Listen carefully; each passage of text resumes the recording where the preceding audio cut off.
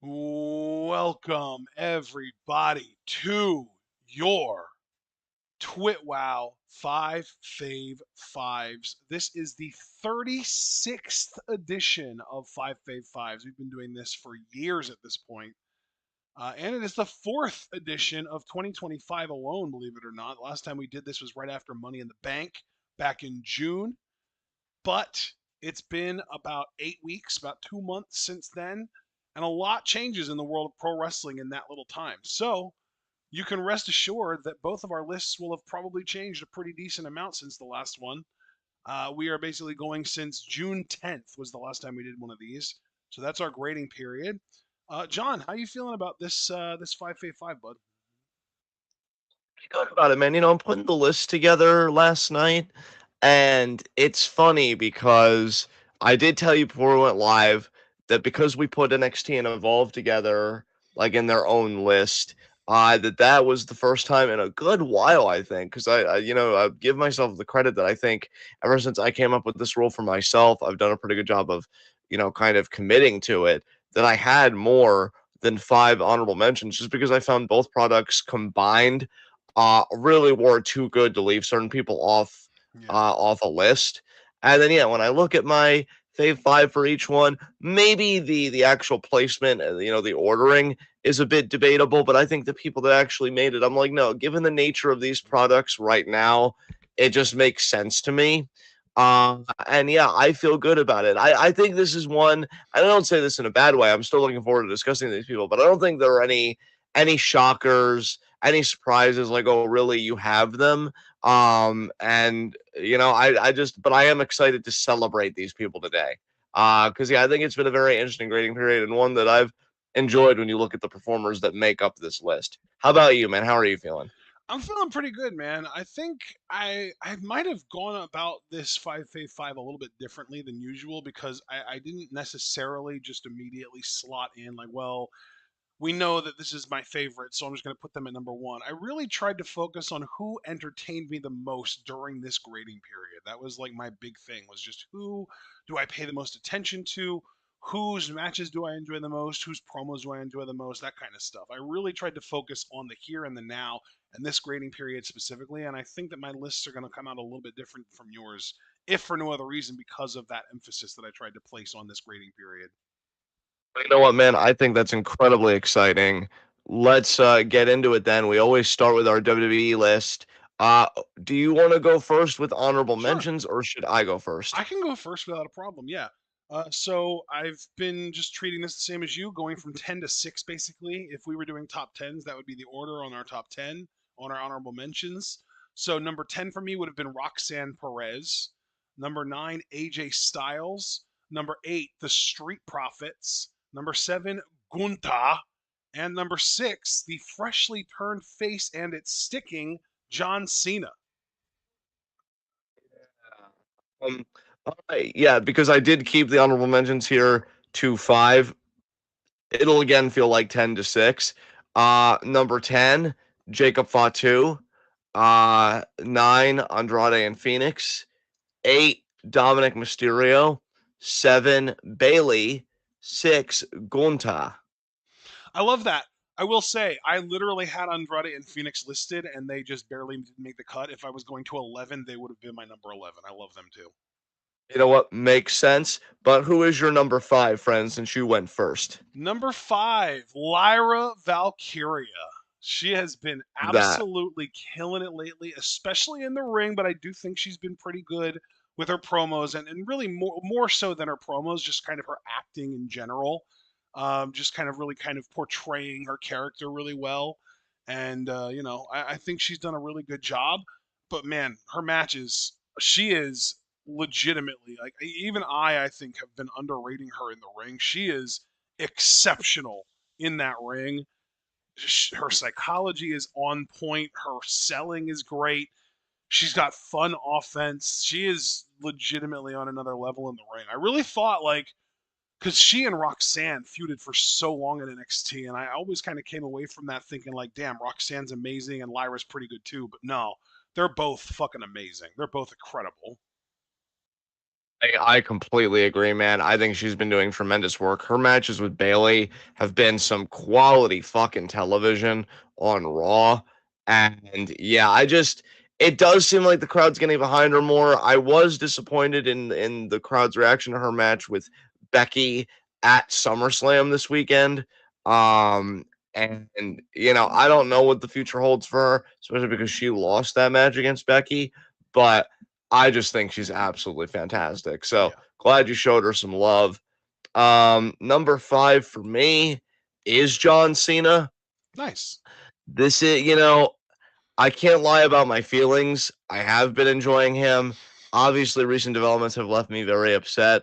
With Brock Lesnar and everything. And apparently, according to one report, John Cena wanted to work with Brock Lesnar. So I don't know how much we should be Dude, blaming him it's for everything's so happening. funny too because John Cena apparently did some kind of like interview or something recently where he basically tried to put Brock being back on management. He was like, "Oh yeah, they put him in front of me and I go against him."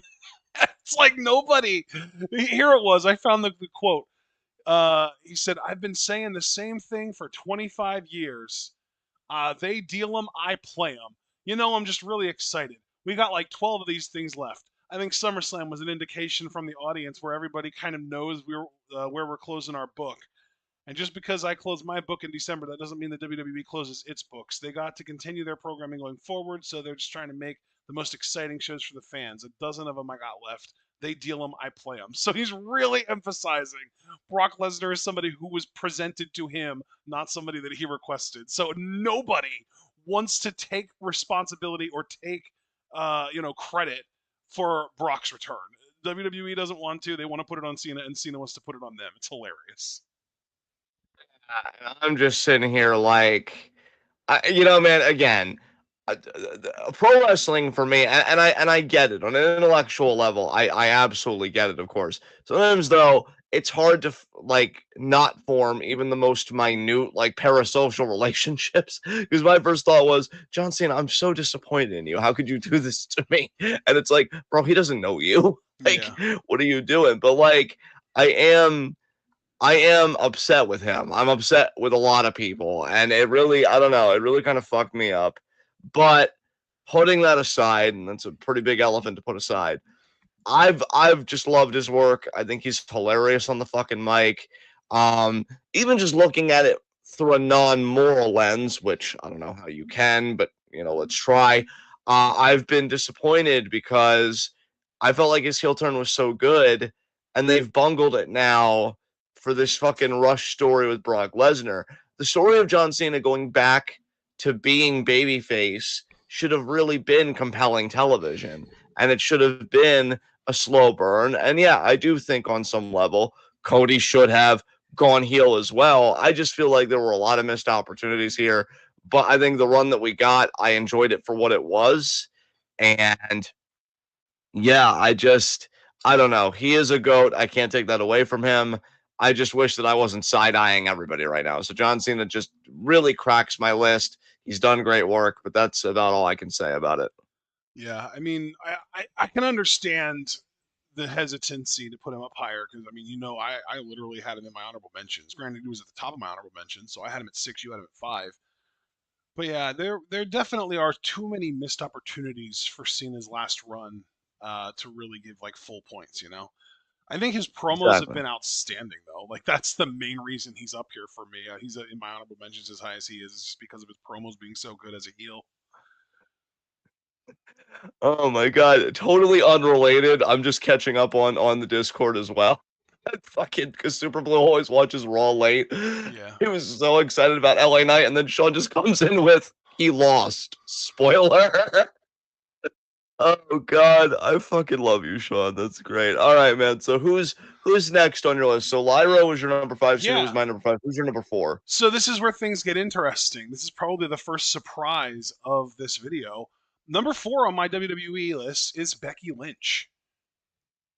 Dude, she was so close for me on one of the lists, but I'm like, no, I think actually she was close in my honorable mention list where Bailey ended up taking her spot because I thought I was just enjoying Bailey just a little bit more. But yeah, Becky's been doing great work. Please talk about it. Yeah.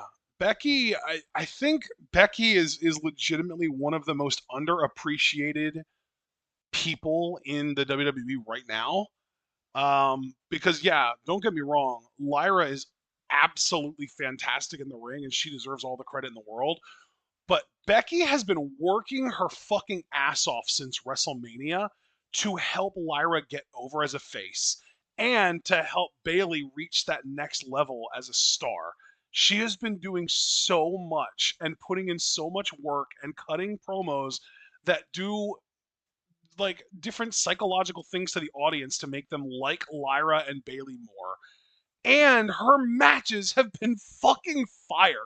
Don't get me wrong, I give a lot of credit to Lyra, but it takes two to tango, and Becky is no slouch in that ring.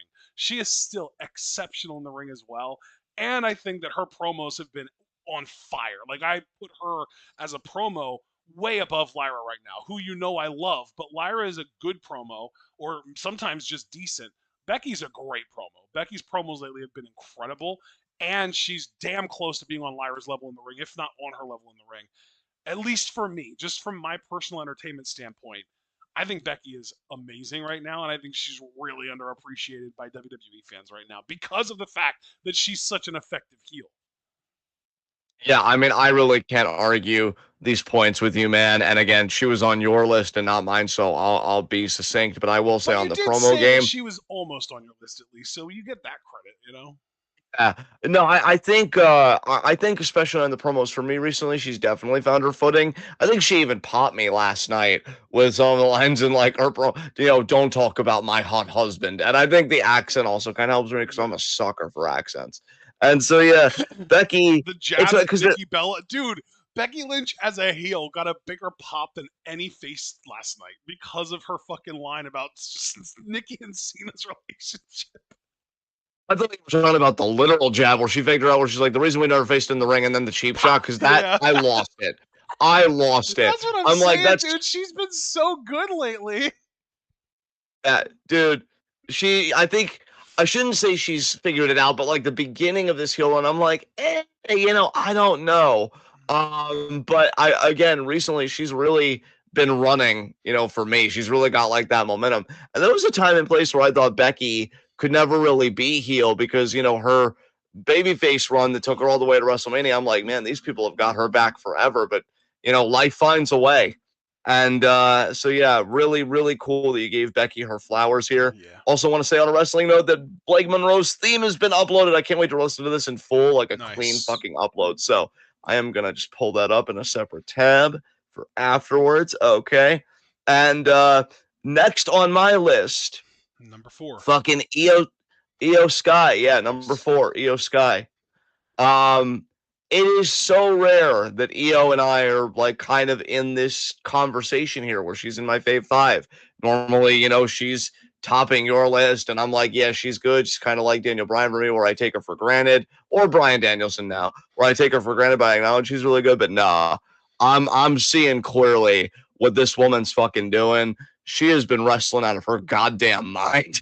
Like, if I was a woman and my name's on the marquee next to Io Sky, I am fucking giddy because I'm like, well, today's the day I get the best match of my fucking career. Wow. Wow. When you think about a woman that really wanted to come to WWE, do you remember the whole thing where she wanted to come to WWE and she had that heart issue and so she didn't pass their medical evaluation Yeah. and then so she had to wait? I was so scared for her that it was never going to happen. I am so happy we live in the timeline where it did get to happen. Holy shit. I mean, look, here's the thing. She has always been good. I don't want to mince words here. She has always been fucking fantastic. She has always been worth every penny WWE has paid her. Always. But I just feel like, I would even say the past 2 grading periods, the way we carve them out, she has just been going off. Like, I don't see how really from an in-ring perspective, you at the very least don't have her in your conversation for best wrestler in the world. And here's the thing too. I say from an in-ring perspective, and as a promo, yes, she is primarily a Japanese speaker, but she's got this magnetic, transcendent quality. Like her pose is getting over with people. I saw a video recently on Facebook, bro, which I don't think was AI because I know I told you about Facebook videos recently. I very clearly saw an AI one. where like a SpongeBob mascot did the pose to her, and they took a picture together. And so, like, I just thought that was so cool. Yeah, Io is really having the run of her goddamn life, and I'm really waiting for that feud with Rhea to kick off to the next level, especially after that segment last night on Raw, where Rhea, you could tell, is carrying this emotional heaviness. And it's just like, I really got to beat Io. This could be the feud of her career, at least so far. And she's definitely showing up for it, and Rhea, to her credit, is showing up for it. But yeah, I am loving Io's guy right now. She is doing work that is undeniable, even for weirdos like me that are like, yeah, they're good. So what? That's kind of the fucking point, asshole. So like, yeah, she's finally made it for me. And yeah, I'm very proud of her and very happy for her. I'll tell you, I don't know what money she's making. If she ain't making six figures right now, she might be making six figures at the end of this fucking feud. Because Bro, did you say 6? I'm thinking 7. Yeah, you know what? You might be right about that. You might be right about that. 7 for fucking sure. Yeah, just fantastic. So who's next on your list, bud? This, I guess, would be number 3 for you. Yes, number 3 on my list, and I gotta tell you, man, these top 3 are grouped very closely, borderline to the point that they could be interchangeable, because I really have a hard time distinguishing between my top 3. I just love them all so fucking much. But Yes. at the end of the day, this is a numbered list, so we had to go in some order. So for me, number 3 was Naomi. Okay. Wow. Okay. I'm gonna be perfectly honest with you, man. I get it, but I honestly thought she'd be higher with the work she's been doing lately. Well, that's why I'm saying the top 3 for me is like interchangeable. Like, Naomi is one of my 3 favorite acts in the company, and it's hard to really put her behind anyone. But I had to put her behind people. I had to put someone behind 2 people, and Naomi just ended up being the number 3 there. I'm pretty sure I know the one, of course, anybody that watches this show. I'm curious about the other one, though, because maybe that should also be obvious, but I can't click it right now. But anyway, this is your time. Yeah. Please talk about Naomi. I mean, good Lord. Talk about the run of a career. Talk about the run of her career. I mean, and really, it's funny because I would say the same thing about Becky Lynch, too, who I just talked about. She's on the run of her career right now. Naomi is on the run of her fucking career right now. She is absolutely killing it. Promos, always entertaining. In ring work, I've literally said over this past SummerSlam weekend that I enjoyed Io Rhea Naomi at SummerSlam more than I enjoyed Io Rhea Bianca at WrestleMania. And that is like, in my mind, that is like super duper high praise, because Bianca is fantastic. I just think Naomi meshes better with Io and Rhea than Bianca did at Mania. But like, Naomi cashing in, Naomi's promos, Naomi's interviews, everything that she has done over the last couple months during this grading period has just been absolutely fantastic, amazing, wonderful. I have literally zero criticisms of her. Even when she botches, she does it in an entertaining way, because I know during this grading period, there was that random interview where Stephanie Vaquer was being interviewed, and she shows up and she's like, Stephanie Vaquer, or however you say it, and that popped the shit out of me too. It's like she mispronounced someone's name accidentally and then just said something that made me pop. So yeah, like, Naomi is like perfect right now. I love everything about her. So you mean she's like your face? That's cool. That's cool. No, actually, no. I mean, she's like your face. Wow. Number 3 for me. It was okay that I go, right? You have anything else to say about Naomi? Number 3 for me, Lyra Valkyria. Nice. And you know what? Looking at my own list, I think I know the other person that might be ahead of Naomi. So I don't want to say it out loud because that'll be your stuff, but I think I know. But yeah, in the meantime, Lyra Valkyria. Yeah. Again, she's in such a weird place because I think she's getting more over, but she's still not where I think she should be with the effort she's put in.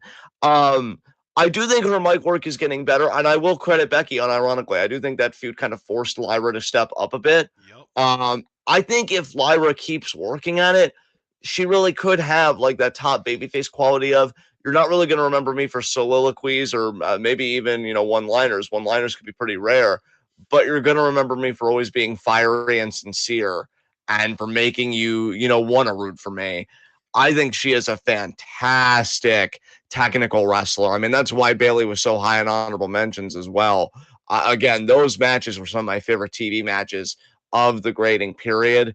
And what's funny is I do love Lyra as a character enough. I mean, bro, I am itching for Tara to be on the main roster. And speaking of, I am so excited. Uh, Tangential to this, because I know we'll circle back to these people. I am so excited for Tatum Paxley versus Sol Ruka tonight. Yeah. I am really looking forward to that fucking match. And yeah, I just know that there's so much I think left for Lyra to do on TV that I'm looking forward to the rest of her main roster run, which hopefully is just her career. I wouldn't want to ever see her regress back down to NXT or, God forbid, even evolve, but I don't think that's going to happen. I think WWE really likes her. I think she's shown how dependable she is. I love the entrance. I just love her aura. She's fantastic. I think she was long overdue to be on this list for me, honestly. Glad she finally made the top 3. And that's all I'm going to say for now. So who is next on your list? Who is number 2 on your list? Seth Rollins. We have the same number 2, and that's when I knew. I knew when I looked at my own list, I'm like, oh, so you go first. Yeah. It's kind of interesting because one of the 2 months that we're grading for, Seth wasn't even on the product, but a big reason why I'm so confident placing him this high is because of how much I fucking missed him while he wasn't on the product. I think Seth has just far and away become my favorite male wrestler on the main roster. And really the funny thing is I say wrestler, but it's so much more than just the wrestling. He is a great wrestler. Don't take that away from him. But as an overall sort of finished product, as just like an overall package, the performer, everything that he does is compelling to me. He has great promos. His acting is amazing. He's consistently over with the crowd, and sometimes even to a detriment because he is supposed to be a heel right now, and he still gets cheered, and they still sing his music. Which the thing is, he's not pandering. He's not asking them to do that. He was for a while, but he doesn't do that anymore, and they still do it because he's just that perpetually over with the crowd.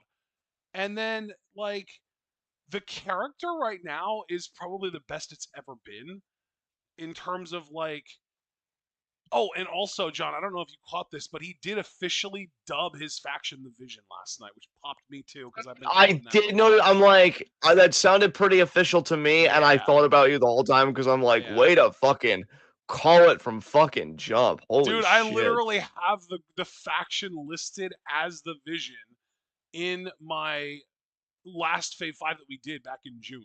That's how like it goes back that far at least, and that's documented. So like, yeah, and Yes. that's the thing too is I even separate Seth out from Braun and Bronson now.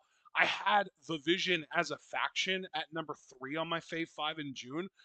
I think Seth has really separated himself, not only as the leader of this group, but to me, just as the best performer in it by a lot, in my personal opinion. We all have different Yes. opinions, and I'm sure you're going to have something going on there. But Seth, to me, just really stands out, and I don't want to rant too much more, get repetitive, so I'm going to hand the ball over to you and let you finish off praise. I mean, bro, like, I love people, and Seth has been in the game so long now. Even just going by WWE alone, he's been in the game so long now. And I just love the confidence that he speaks with. Yeah. And you believe it. You believe when he talks about how good he is, and really when he speaks with such conviction about how you're the problem. And again, I'm me. Normally, I dig my heels in, and I'm like, "Well, that's funny, Seth." No, but here in this case, it's like, "Well, wait a minute now. Maybe I am wrong." No, he just speaks with such conviction that you can't deny that. Like, yeah, there is some believability here. I think he's been wrestling fucking great, which is wonderful. Yeah, I mean, I think you nailed you hit the nail on the head, man. I think you said everything perfectly, and I just co-sign heartily. I am so happy he's World Heavyweight Champion again. I'm so happy he beat CM Punk for it, which that's another thing. I think the one thing I love about his character, he is so genuine and consistent about being a hater. Yep. Because like when you and Craig were really thinking, oh, I think he's going to cash in on like presumably Cody Rhodes, if he beats John Cena. I'm like, I get it, and I get why you guys would think that because he wants to remake the business. He wants to ensure the health and the vitality of the business and his own image. But I'm like, he has that hate boner for Punk, though, and I would like if that just didn't go flaccid out of nowhere. And I'm so happy they were just like, no, the world heavyweight title matters most because he's the one holding it. Because again, I think that goes back to the cockiness and the confidence of Seth Rollins, the character. And so, yeah, I just love everything he's fucking doing. And when he cashed in on Punk, I may not have liked how it was teed up, with the faking the injury and everything, because I know you and I are not into that, never going to be into that, and we're never going to, support that. But it was entertaining beyond that. And yeah, I am so looking forward to his title run because, again, we already talked about CM Punk, Sami Zayn. Hell, I mean, dude, if this faction starts breaking apart, can you imagine the fucking pop when Braun Breaker spears Seth for the first time? Oh, holy man. shit. It's going to be crazy. Dude. Yeah, the crowd wants to like Braun bad. Yeah. Yes, they do. Yes, they do. And Seth is going to get him there. Seth is going to solidify this dude as a top fucking babyface, and not to shortchange Braun either. He'll do his share of the load. Yeah. But, I mean, Seth is absolutely going to fucking get him there. It really does feel like another one of those Evolution adjacent factions because Seth is the Triple H. He's the star. He's the main eventer. He's that dude. But like Braun and Bronson are effectively the Randy Orton and Batista, and then Heyman kind of fulfills the Ric Flair role, although he's not going to be wrestling at all. Exactly. Yeah. Yeah, I really like how you frame that, man. So, because Seth was my number 2, we stay with you, and I think we know your number 1 is, but again, I don't want to be presumptuous. Who is your number 1 in WWE? Io Sky, to nobody's surprise.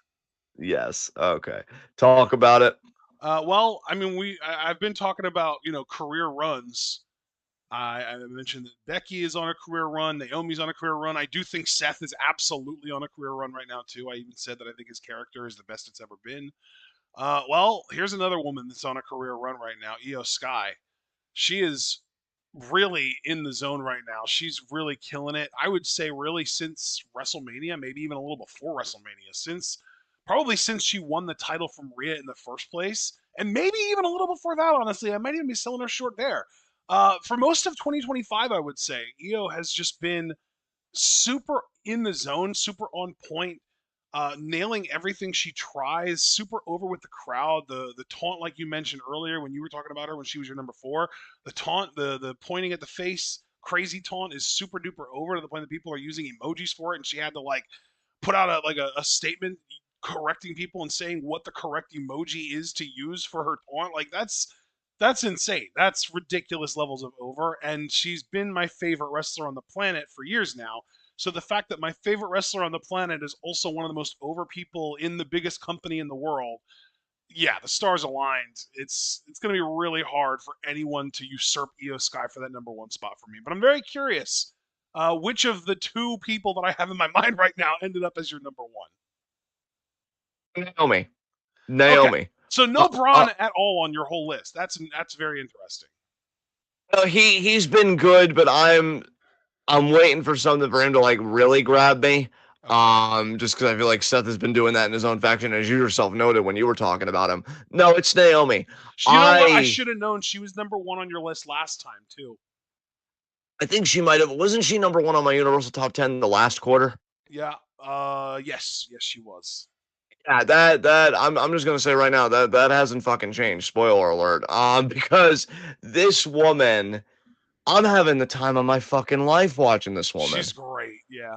Dude, last night when Stephanie Vaquer, or however you say it, interrupted it again, she's like, she said something to the effect of, if you ever disrespect me like that again, I'm going to take those horns and shove them so far up your behind, you're going to have a limp. And bro, I swear to God, the limp she imitated, it felt like a horse on their way to the glue factory. And I fucking died. Because it's like she's kind of working that leg up and then she's limping off. And I'm like, oh my God, I love you. I am telling you. And you know what's fucking crazy? And I know this sounds weird, but I feel like she's playing the heel so well. You just know what a fucking sweetheart she is in real life. Yeah. You just know, because there is no way people that are authentically assholes could not be assholes on screen this entertainingly to me. No, I think you have to be the sweetheart to be this charismatic. And God, it's just, she's oddly cute when she's like on this angry streak too, in a way. I love her, dude. Yeah. I fucking adore her, man. I thought she wrestled her part of the SummerSlam triple threat so fucking well. I love that she grabbed the tights of Rhea at the end and gave Rhea a fucking complex. Yep. But really, dude, and this is not to shortchange her in-ring work. Again, she is on the run of her career. You said it perfectly. Of course, you did. It's your face. Hello. But for me, the bread and butter really is the mic work, dude. It's the character, it's the mannerisms, and of course, because it's me, we are not going to pass through this without mentioning the fucking cackle. The cancer curing, the sun has come out again. Oh my God, I can live again. Cackle. Holy shit. She puts her back into it. I would like to think if I could be a Krispy Kreme and glaze myself for 2 seconds that I have an S tier cackle. I bow at her feet knowing that there is still so much to learn because the glee that she takes in being an asshole, I just want to say to her, I get it and I love you. Like, yes. Honestly, I hope you and Jimmy Uso never share a screen together because I don't want to see you get dragged down. Holy shit. It is nice to know that there is exceeding fucking talent in that marriage because Lord knows it's not coming from him. Fuck you, Jimmy. Just had to fit that in somewhere. Wow. But man, what a fucking run. You're goddamn right. My Raw Women's Champion for fucking ever. I'm gonna keep it real with y'all. She could hold that shit till Mania and beyond for all I care. I don't give a fuck. Damn, Nobody's bro. touching her right now. The Jimmy Uso shouts are crazy. You're petty to your toes. Yes, you're damn right I am. And you can't even fix that with a pedicure. Oh my God. You know what? Mega pop. And see, that was better mic work than I've heard from Jimmy in his entire career. So there you fucking go. Oh. That rounds out our WWE list. Now we get to a really fun one with NXT and Evolve. And I go first on this, which I'm glad about because this is the one place where I violate the 5 honorable mentions rule. That's right. And so I have, you said, right? I have 8. So you figure, so if it's 8, it would be what? Going from 13 to fucking 6? Okay, so number 13, Lash Legend. 12, Jada Parker. 11, Jamar Hampton. Now, here's where it gets good, because this would be number 10. Yeah. Number 10, already, just from one match, Sam Holloway. That dude left an impression on me. I'm telling you right now, if I would have also gone to 13, Holloway would have been in my 11 to 13 range. I had him on my list too, dude. You know what? I'm proud of you for restraining yourself. But again, it's a fun commentary. I thought, why the hell not? 9, Keanu Carver. Nice. 8, Kendall Gray. 7, Charlie Dempsey. I wanted to put him higher, but honestly, when I thought about other acts, I'm like, no, I think I'm enjoying people just a bit more. And 6, Blake Monroe. She would have made it, but I'm not liking the body shaming direction with this feud with Jordynne Grace right now. So what about you, man? Who are your honorable mentions for NXT and Evolve? Yeah, it's interesting. I kind of passed up Blake Monroe entirely because of how much I hate her current character. We know that she's an amazing performer and she's a great wrestler, but the character right now, I just can't get behind it at all. So I don't have her on my list at all, honorable mention or Fave 5. We know I love her as a performer though, so she'll probably end up on there eventually. All right, so Yes. going from 10 to 6 here, I have Jintala at number 10. Yes. And that's another already because she's barely been around for a hiccup. Then I do have Kendall Gray at number 9. You had her at 8. Tatum Paxley at 8. Ricky Saints at 7. And the Vanity Project as a faction at 6. Man, this is gonna be fun because you definitely shouted some people that actually made my list. So let's begin with number 5. Jintala fucking made it. Oh shit! Wow, nice. So yes, yes, is how I start this. This is okay. So maybe a bit of TMI about me, because I've told you this. I have always had kind of a weakness for Asian women. Not necessarily proud of it because I know like kind of the implications of that, but I'm gonna be real. I'm gonna be honest. I shouldn't criticize other people unless I'm open about the potential faults with myself. And so for one thing, I just think she's stunning. I think she's She is literally a gorgeous for beautiful performer. sure. Yeah. Secondly, as a heel, I don't know if you remember this, and I'm about to show my fucking ass right now. Because, a little bit. Because when Gail Kim debuted in WWE, she won the women's title in her debut in a battle royal. And then shortly after, I feel like the company didn't know what to do with her, and they turned her heel. I feel like Jin Tala gives kind of the heel vibe that they probably would have wanted from a Gail Kim. And Gail Kim, to be fair to her, she did have some solid heel runs in TNA. So it's not like she's incapable of being a heel. WWE just didn't know what to do.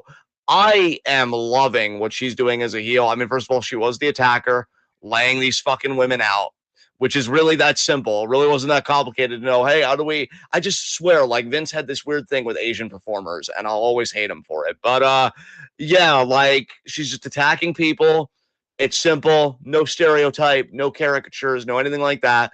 I love already I'm enjoying her mic work because I think a big part of why she made it was one, I love her aggression and intensity, but two, her talking. Like a big part of whether you're going to make it on the list for me is promos. In fact, I'd say promos, unless your just character mannerisms in your in-ring are so good, promos are going to do the job for you. I would say, being honest, at least 70% of the way minimum. Sometimes it's Wow. higher. Sometimes I'm Damn. like, whatever. But no, promos go a long way with me.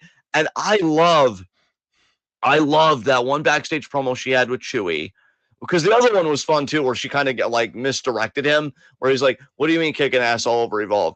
And she's just like, "Picking up wins, Chewy, keep up." And then the follow up where she was like, "It was me, Evolve. It was me."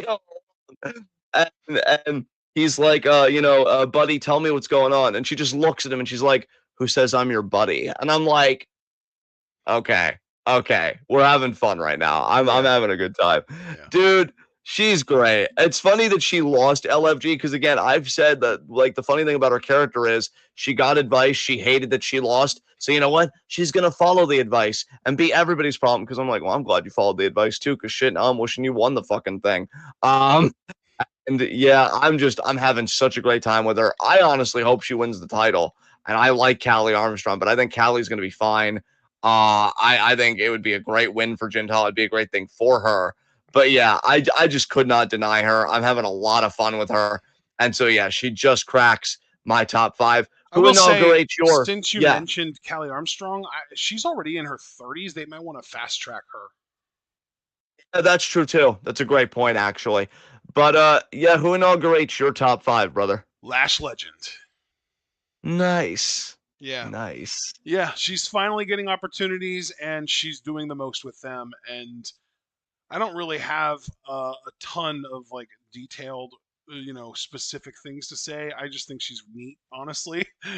she's she's huge and powerful and very attractive and very charismatic.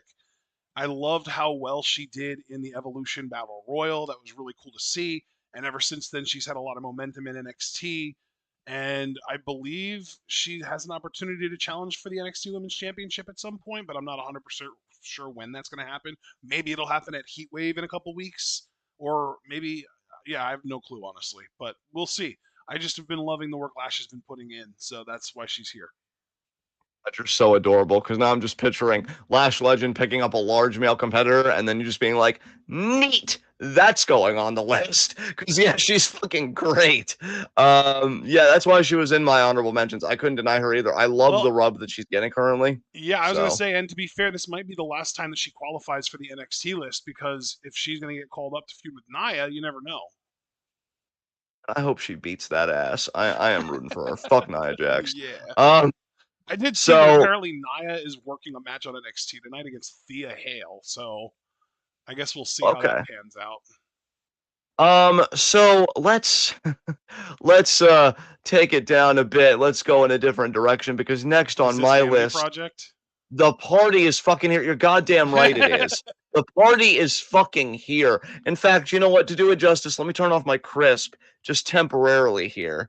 Okay, yeah, you better cancel my fucking noise for this. So first of all, we have Zeta Steel, who I honestly don't think is getting her proper due in Evolve right now, but I'm hoping with time it'll fucking calm. Can I And make a quick then, request here, there, bud?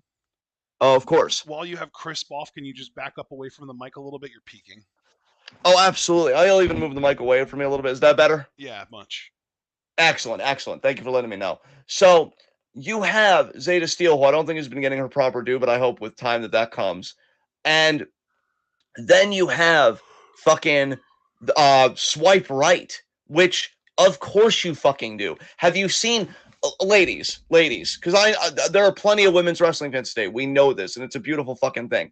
Any women that happen upon this, look at your man, look at Swipe Right. Do you see where you went wrong? Do you see where you went tight and submersible in your dating options? Because I do. Okay, Brad Baylor and Ricky Smokes, yes, just yes. What an amazing fucking tag team. And that's Hundos, okay? They are future Evolve Tag Team Champions. Deal with it. Cry about it. Whatever you need to do, not our problem. And then, well, actually, wait, because then you get Bryce Donovan. You know, he's brooding and he's quiet, and not to mention, very fucking tall, okay? And he's just the enforcer, and he does his job well. Excuse me? I just said he is tall. He is tall. And then he does his job as enforcer very well. Looking at you, Sean Legacy. Fucking no promo ass. And then finally, we have to look at the champion. 21 years old. More talent at the tip of his pinky than more people have coursing through their entire bodies. Fucking lazy ass circulatory system. And Jackson Drake. That felt And like a he drum is roll. just damn fucking right it was, because it's what he deserves, and that's what this mouth do when talking about Vanity Project. Now, I will turn my Chris back on now that I've done proper fucking introductions, and I will say, what a fucking faction. I mean, especially because again, Zeta Evolve's got to catch up and realize how talented she is, but I think she does well in the matches that she does get, even though she loses. I love Swipe Right. I think they're going to go down as one of my favorite WWE tag teams in a while, just because they do the fundamentals. They're great on the fucking mic. They're like the best of like new school in ring, but like old school vibe with the gimmick, and I love that. And dude, Jackson fucking Drake, what a prospect! And we've talked about it before. He gets the little things. He has a great look. He gives me young Randy Orton vibes, and I'm talking like in evolution Randy Orton vibes, like that young. Out the ass. Yeah. I think he is fantastic. I wish that his match against Lindsay went differently and he beat Lindsay on his own, because I want him to be portrayed really as a capable champion, because it would be so fucking believable. That's not a sell for me. It's like, yeah, of course he is. It's Jackson fucking Drake. Would you keep up? Would you keep up, please? God. I feel like I'm being scolded right now. And you know what? You did nothing wrong, because at least you acknowledged Vanity Project. But, you know, I'm looking at everybody. You know how people are. Their fucking opinions and shit. So, yeah, like, I'm really excited to see the rest of his title run. I love this group. I think they are what I look forward to most on Evolve each week, because I think, yeah, looking at my list, they are the top Evolve act. I don't have any other Evolve acts on this list. They are what I look forward to every week. And I know I say, oh, every group's got to break up eventually and, whatever. No, fuck that. This group is never breaking up. They're staying together forever, okay? And we're going to fucking forever. And I'm going to make sure that it fucking happens, because when they know that I'm rooting for them, I mean, you've seen my face. Nobody would break up, because when they know my face is supporting them, like, that's fucking insane. Obviously, so, yeah. Thank you, God. It's honestly really nice to be supported, because I'm feeling really vulnerable right now, but cool. Your vulnerability was rewarded. Yes. So Vanity Project is fucking it. Yes. Who is next on your list? Oh yeah. My number, what is it? 4. Number 4 for me is Dark State. This is a faction that could very easily be number 1 for me if they just got fucking used, but because they barely get used, they fell all the way down to number 4. really depressed about it actually because I fucking love Dark State. I love Saquon Sugars. They were literally number one for me back in April when they were being more heavily featured, but they've cooled off pretty heavily. Love Saquon Sugars, love Deion Lennox. Big fan of Osiris Griffin. Cutler James is whatever, but like when you don't care about one quarter of a faction, the other three are good to great, then yeah, you're going to be excited about that faction. I just want them to be used more, honestly. They've been getting used more in TNA than they've been getting used in NXT, and that's a damn shame. The good side of that is it's causing me to watch more TNA, which helped me a lot with my other list this time around. So there's that little benefit. But yeah, Dark State is too awesome to be not doing anything. I want them to beat Hank and Tank so fucking badly. On my list, so I don't want to drone on too long because they were on your list, and I want to be fair about that. But it pisses me off that they haven't beaten Hank and Tank already. Yeah. I think that's why they. Because, dude, if I'm being truthful with you, everything you're saying is straight facts, right? But for me, I couldn't put them on the list because I'm sitting here and I'm like, what the fuck are you doing with these guys? These guys as a unit are really fucking talented, and I agree with you wholeheartedly about Sugars as an individual. I'm like, what are we doing? So yeah, like I am just apoplectic and gobsmacked at the same time because I don't know what the fuck is going on. But they really need to fix it, man. Like, Yep. I want to like Dark State. I want to get behind Dark State. I want them to be the menace in NXT. And it's like, yeah, interesting, but no. What?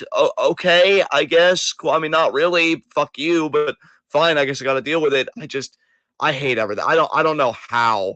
I don't want to say they messed it up because they're still a really fun group to watch, but I don't understand like how. First of all, you had them lose their match at Slammiversary against a bunch of fucking jamokes and fucking fucking losers. Dweebs. And yeah, exactly. Eddie And Edwards and Mid Cardona.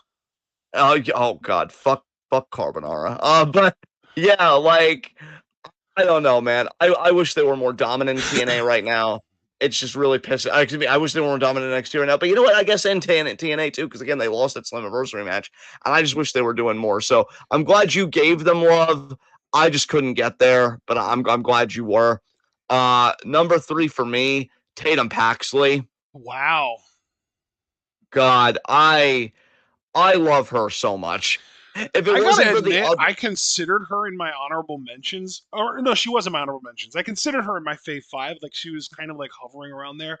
And the main reason that I just couldn't pull the trigger on actually putting her higher up is just because like I feel like she's barely wrestled at all in the last couple months. It feels like most of her stuff has been character work, which is great, but like I just need more for my Fave 5, you know?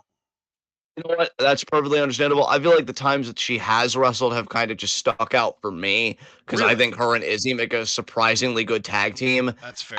and I think this the multi-person tag where she pinned Zarya recently. I'm like, man, it seems like it's finally coming together for Tatum, bro. I I don't think it'll happen, unfortunately, but I really feel like Tatum, there's a chance she might actually beat Soul tonight for the women's North American title, just Interesting. because Izzy seemed jealous that Tatum even got this opportunity, and the culling really seems to be liking her. And how can you not? It's fucking Tatum. And so, like, if she won the title, that would make Izzy even more jealous. And then she would go mask off and show her ass. And then Tatum would be like, oh my God, you never loved me. Lyra, my dove, where are you? And then we'll get fucking Tayra back together and the whole world will be fixed. It's going to fucking happen. So, yes, I think Tatum is absolutely precious. I love her as a character. I love her in ring. I'm rooting for her so bad. I know she's, by all accounts, a heel, but she's still a babyface to me, damn it, and she always will be.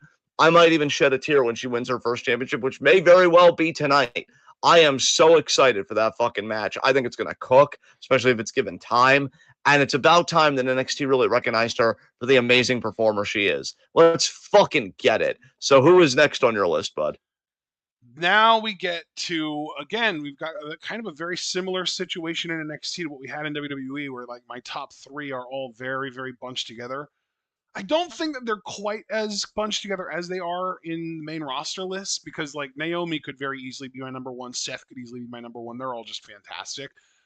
I think that I really do have more of a rigid ranking here, but my number 3 here is Oba Femi. And you know that Oba is almost always my number 1, but I just feel like he's had so little to do lately. And his only matches that he's actually wrestled in this grading period, were oh god, I forget the one, but the two most recent ones were Inamura and the triple threat with Inamura and Briggs. And there was only one other Um, match. was the one other match, but see, I feel like the one other match I'm thinking of fell outside this grading period and was the prior grading period. Jasper Troy. It wasn't Yep, Jasper that's Troy, the right? one. That's the fucking one. Yep. That's exactly what it It was. was. That no, dude, you got to Okay. understand that episode of NXT where Jasper attacked Oba and they had their match literally happened the night after, or not the night after, but the night of even later on in the day after our last Fave Five. So it counts as part of this grading period. Dude, I'm so glad you said that because I wasn't even thinking about that in my rankings. So let's just say for my rankings that further justifies because I'm gonna have something to say about that match now that you reminded me. Thank you so much. But please Yeah, continue. yeah. But yeah, those are the only three matches that Oba has wrestled over the last 2 months. He's not really wrestling all that much, and that's like the thing that he does that I like most. His promos are still great, and he's still cutting, promos semi-frequently. But even then, I feel like I want more. It's like he's our world champion. I want to see him on the damn show every goddamn week. And I just feel deprived of Oba, and that's why he's not in my top two. But he's still number three, which is still a strong ranking. Excited to see who's your like NXT and Evolve top two. Number Though I two can for assure me. you, there are no more Evolve names left on the list. I think this name for you is going to be high because I think we both really like and the praise you've given them. I know that they've got to be high up. For me, number two is Sol Ruka. Same. We Uh, both have her at number two. Yep. Excellent, excellent. So I'll keep this brief just because I really don't even have much to say anyway. Fantastic athlete, cute as a fucking button. I think she's like a fucking adorable. I love that she really commits to the surfer gimmick, but never in such a way that it's cringe or like eye rolling. Yeah. I think it really takes a hell of a talent to commit to a gimmick like that, have sincerity in it, and have that sincerity be affable, be likable kind of thing. Yeah. And my God, her finisher. She has gotten so Yeah. much better in my mind at hitting that and the accuracy and everything. It really has become like a modern day RKO to me, where it's like, is she going to hit that soul snatcher? And again, I'm really excited for her match with Tatum. I think she's had a really fun run with quality matches. And I still need to go and actually watch the one she had with Izzy at Great American Bash. But I know people really seem to like that one. So it seems like I feel like it's been a while since we've had a title reign where it's like, oh man, it's going to be a good match because so and so is defending, and she is like that highlight reel. She is that bout machine, and yeah, I think Soul has such a stunning future ahead of her, and I love her, man. She's fantastic. So Yeah. you could talk about her a little bit since we share her here. Yeah. No, she really is something special. Um, she's got the size, she's got the look, she's got the ability, she's got the charisma, the likability. Like I do think that her mic work is the weakest part of her game, but I also think that she's, like you mentioned, affable. That's a great word for me. She's affable enough and likable enough that she's good enough on the mic to get by with everything else taken into account. And man, her matches, oh my God, she's so good in the ring. Her match with Izzy Dame recently was absolutely fantastic. Soul actually, I think is one of my match of the year candidates. I want to pull up my list real quick and look just to confirm. Yeah, Soul's match with Kalani Jordan. Now, this is outside of the current grading period, but she has a match of the year candidate for me. Um, and that's a very elite class of people, and she's part of it. She's up there. Now, granted, Kalani Jordan being a part of that match, I don't have Kalani Jordan listed at all, but I think that's more just a character thing. I'm not a big fan of Kalani Jordan, her current character, or any version of the character that she's ever played. I think that she's never really quite found something that really worked.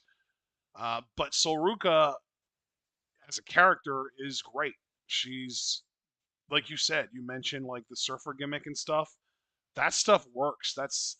It's funny because it's really easy to compare her to like your Charlotte Flairs or Tiffany Strattons because they're all blonde. I think honestly that the woman that I kind of get shades of the most when I see Sol Ruka is actually AJ Lee. She really gives me AJ Lee vibes, that like punk vibe with the girl next door kind of, look and attitude and stuff. She is going to get over like gangbusters when she gets called up.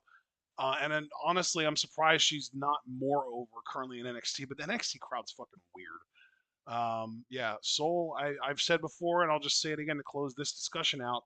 I genuinely think Sol Ruka is a future WrestleMania main eventer. She is that good. I just want to tag on something because I love that you paralleled her with like AJ Lee. Yeah. And that I wasn't originally going to say this, but then you saying this made me think. I am so curious if she will find her voice more as a promo when she grows out of the surfer gimmick. Yeah. Because everybody changes gimmicks at least once in their career, unless you're Pete Dunne and have no personality whatsoever. What do you and mean? So, he changed his personality once. He went from Pete Dunne to Butch.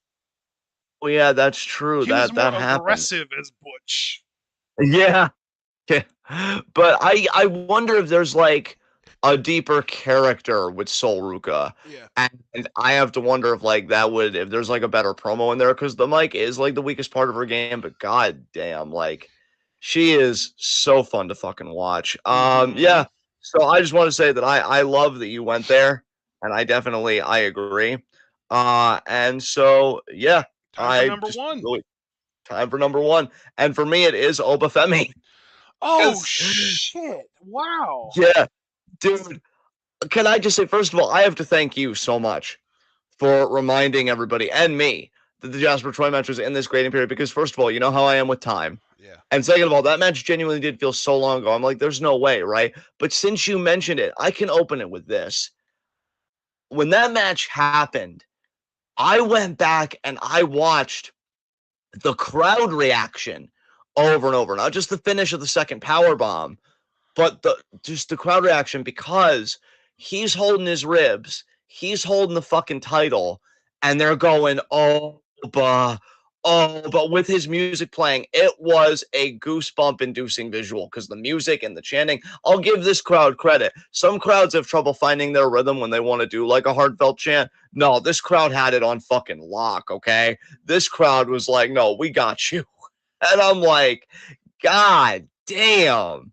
God, like I'm watching this and I'm like, he's going to do it all. He's going to be a top heel. He's going to be a top babyface, and maybe even more of a successful top babyface, by the way, because his selling was fantastic in that match. The crowd was behind him, and the crowd rallied him when they won. Dude, that was such winning in the Coliseum fucking shit.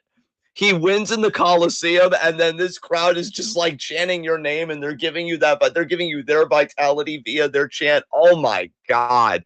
I was like, this dude is tapped into something. And then to talk about the rest of the grading period that I actually was thinking about, yeah, he hasn't wrestled much, but you know what? When he does wrestles, it's so fucking memorable. Yeah. And he's dominant, because if Jasper Troy was in this grading period, then I know the stuff with Miles Bourne was in this grading period. And that was a fun fucking match. And, you know, the stuff with Inamura and Briggs, I love where Oba's taking his character, where if you're respectful to him, he's respectful to you. But if you cross him, he'll knock your dick in the fucking dirt. You know, there ain't no fucking doubt about it. I just love how this dude carries himself. And yes, everything we've ever said about Oba in the history of ever. I just wanted to cut in here. The Miles Bourne stuff was before the Jasper Troy stuff. Really, man, I got my timeline all fucked up. Either way, so we can cut that out. We can just focus on Inamura and Briggs, because we know for certain that was this grading period. Yeah. Still fun, still great stuff.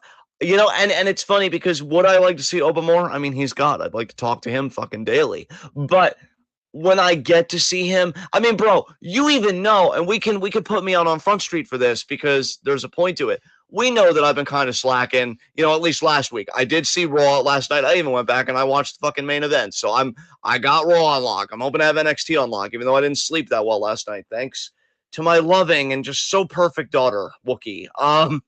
But when I was slacking, Oba was the guy I was watching. When they uploaded his full triple threat against Inamura and Briggs on NXT, I watched it, because missing Oba feels like sacrilege. Missing Oba feels like you have done something fundamentally wrong, and quite frankly, how dare you?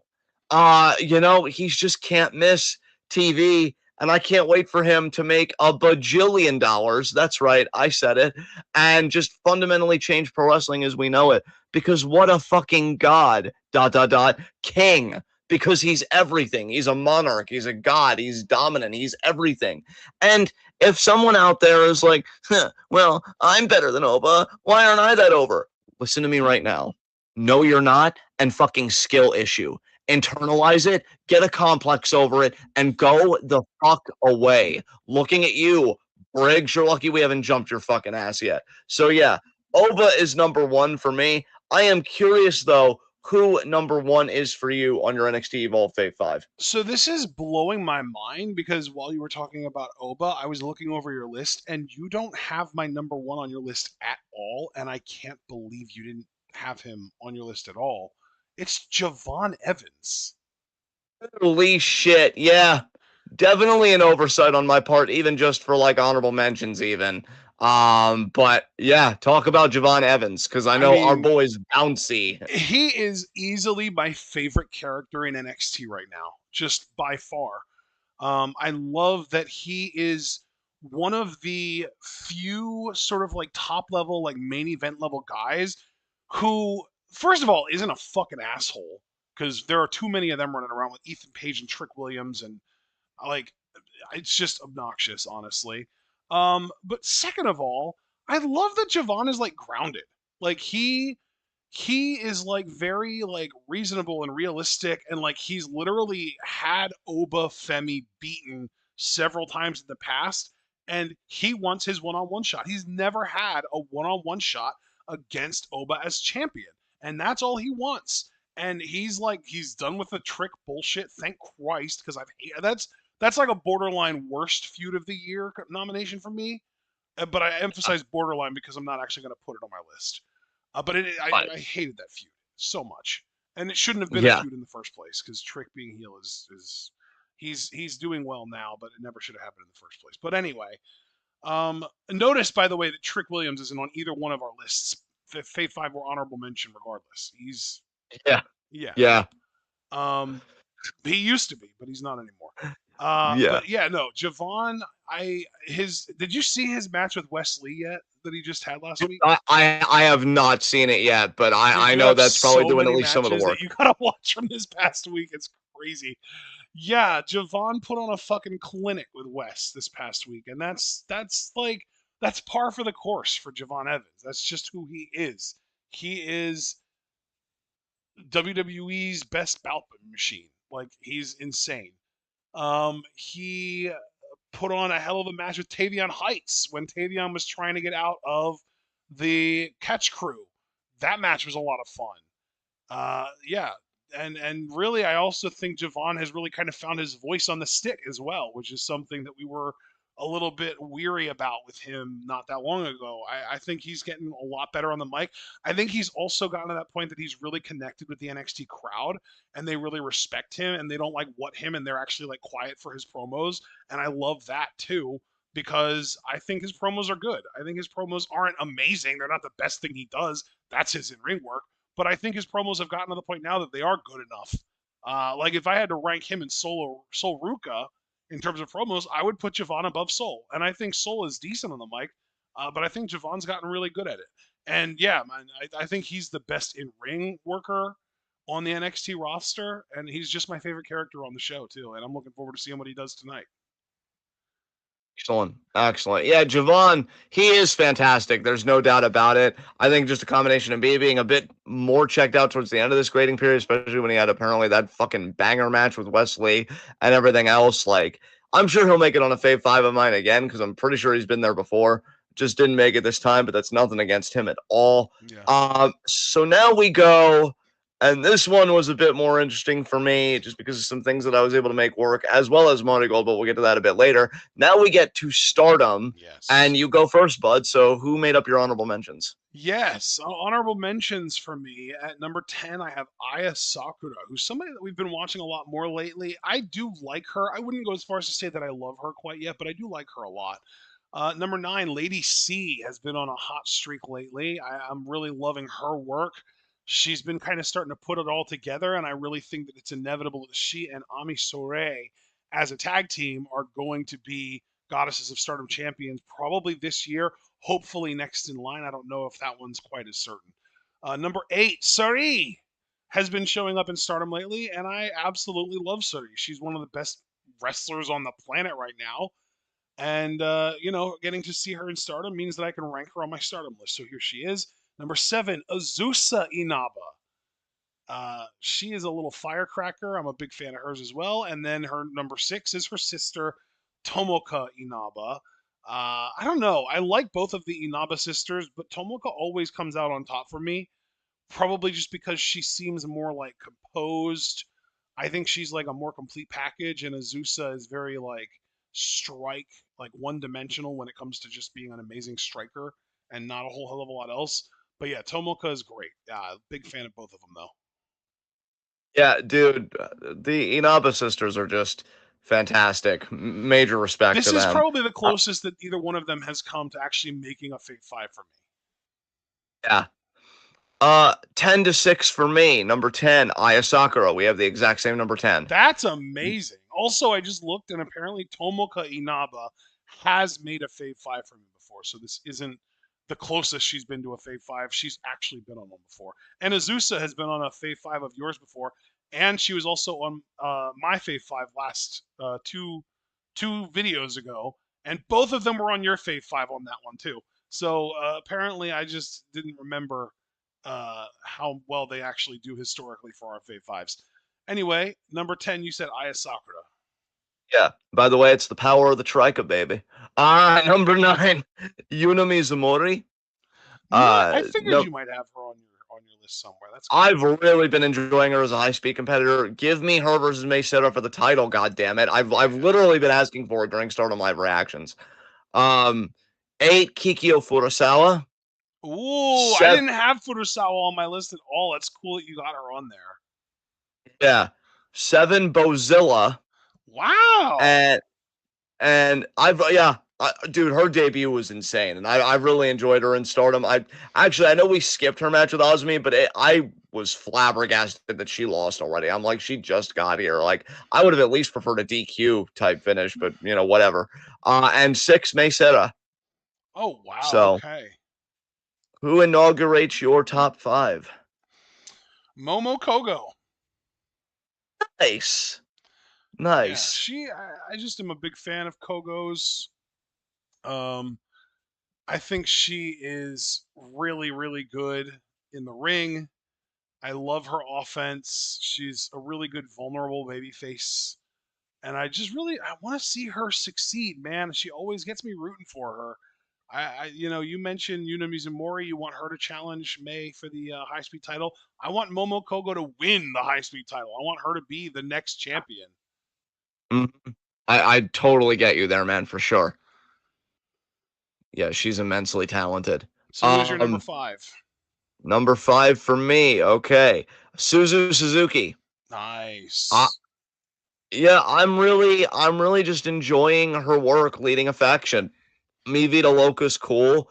It's I funny. think I that get more between men. Bozilla being in your honorable mentions and now Susan making your list, I think you are really feeling Mi Vida Loca and really a lot more than I am because I'm just not into it that much. And see, it's funny because for me, bro, I was just getting ready to say, and I'm glad that you interjected to say that because it kind of frames my remarks even better. I was going to say that Mi Vida Loca to me has the kind of menace that I think hate just doesn't have for me. Like hate, I'm annoyed by. I'm not Yeah. intimidated by them. I'm not like, oh my god, it's hate, even though they have exceptional performers in there. Looking at you, Konami, Kamitani, and Momo Watanabe. And I'm not even going to do the usual fuck you, Momo Watanabe, because to be honest, I miss you being babyface. And I realize it's just my grief projecting itself the whole time. But anyway, Mi Vida Loca is, yeah, they're fantastic. They're a group of fucking killers. And I love that they have Bozilla in there now. Yeah. And that's why I was kind of perplexed. It's like, oh, you have Bozilla losing already. Granted, it's to Azumi, but like, I don't know. I don't like her losing so soon into her stardom run, but that's just me. Yeah. And yeah, I just really enjoy the faction, and I think this is the most that I've liked Suzu in a minute. I've never really been a big Suzu fan. If you look back at the records, like I've always praised her and I've always given her props. I'm not malicious about it. It's just different strokes for different folks, right? But she's doing Dude, something now with this faction. Yeah, yeah. what's up? I was just going to say, it's so interesting because when we first saw her in Ice Ribbon when she was like 18, 19 years old, one of us, it might have been me, but I don't remember for sure which one of us said it, compared her to Samoa Joe. Like she brings that, it might have even been you that said that. She brings that similar level of authenticity to pro wrestling that Samoa Joe brings. And Yeah, now she legitimately feels more like Samoa Joe than she ever has because not only does she bring that same level of like realism and intensity, but now she is legitimately starting to wrestle like a hoss, like Joe does.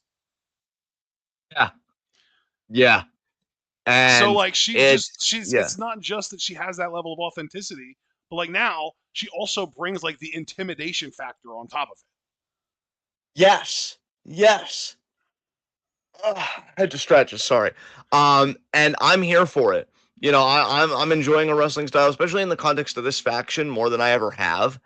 Um, Her pinning Kid in that one tag match, I'm looking forward to their Wonder of Star Championship match if it ever fucking happens. Because I feel like that's a very interesting clash of styles. And yeah, like I don't know. I'm rooting for her this time. Again, I think this is the most behind Suzu I have been in a minute. Let's see how far she can take it. But who is next on your list? Up next on my list, number 4 for me, Kyoka Kotatsu. Wait, did we? Okay, okay, yeah. Continue. I mean, it's funny because I mentioned Azusa maybe being a little bit of a one-trick pony in terms of just being a really good striker and not really doing much else.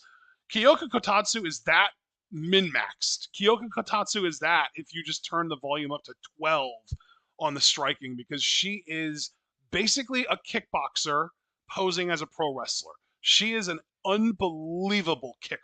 Her kicks are incredible, and I've said now a few times that there has not been anybody in Joshi who has reminded me more of Arisa Hoshiki since Arisa's unfortunate retirement than Kyoka Kotatsu. And I fucking loved Arisa Hoshiki. So someone that reminds me of her, I'm naturally going to be more biased to liking them too. And Kyoka absolutely checks those boxes. She is fantastic. I want to see more of her. That's really the only reason she didn't rank higher for me, is because I feel like we barely get to see her wrestle. And when she does, it's always tag matches where she's like a percentage of the match rather than getting singles matches. But when she does get singles matches, she's fucking awesome. I remember her match with Kikyo Furusawa, who was your number 8. And that was great. She destroyed Kikyo in the most entertaining way imaginable. It was so good. I love Kyoka. And honestly, just based on the level of enthusiasm that I have right now, just talking about her, like how she performs when she does, if she gets the opportunity to perform a lot, like more consistently, maybe she signs with the company and gets to be on every show, she's going to end up at number 1 sooner than later for me. Yeah. Yeah, I love that, man. Number 4 for me, Sari. Uh, Nice. she's been on Stardom sparsely, but I'll tell you, she leaves an impact. She And does. she, Yeah. and that's the thing. She's so believable in that ring, and God, she is tenacious and vicious. Yeah. So, like, yeah, for me, even though there aren't many like matches to draw upon in this grading period, she's memorable. She's a fucking killer in there. Yeah. Like, I don't know. I loved her time in Marigold, and now that Did she we seems to be watch committed to her challenging Shooty for the IWGP Women's title or not? did that very much should have been a part of this grading period. It Yeah. was. It was. That's why I Yeah. was asking because it was a part of it. We also just had the Yeah. match that we literally just watched where it was her, Chi Chi, and Miku Kanae versus Hate, and Suri was like the MVP of that match. Exactly. Exactly. Yeah, she's the standout in every match that she's in. Even in her match in Marigold. Now this is outside the grading period, but against Utami, where she dropped the title, she still more than pulled her fucking weight in that. She Yeah. was absolutely fantastic. Yep. And so yeah, like I had to give Sari a spot on my Fave Five, even at number 4. That's the crazier thing. It's like I feel like it would have been more justifiable maybe at 5, because again, there's just been so little, but she's been so good. I'm like, no, we can go one step higher. Um, it has been really, really interesting to watch. So who is next on your list? Number 3 on my list is Saori Ano. Yes, I talk about haven't it. had her on my list in a while, I think. I know last time around, she didn't make my top 10. Like she wasn't in my Fave 5 or my honorable mentions.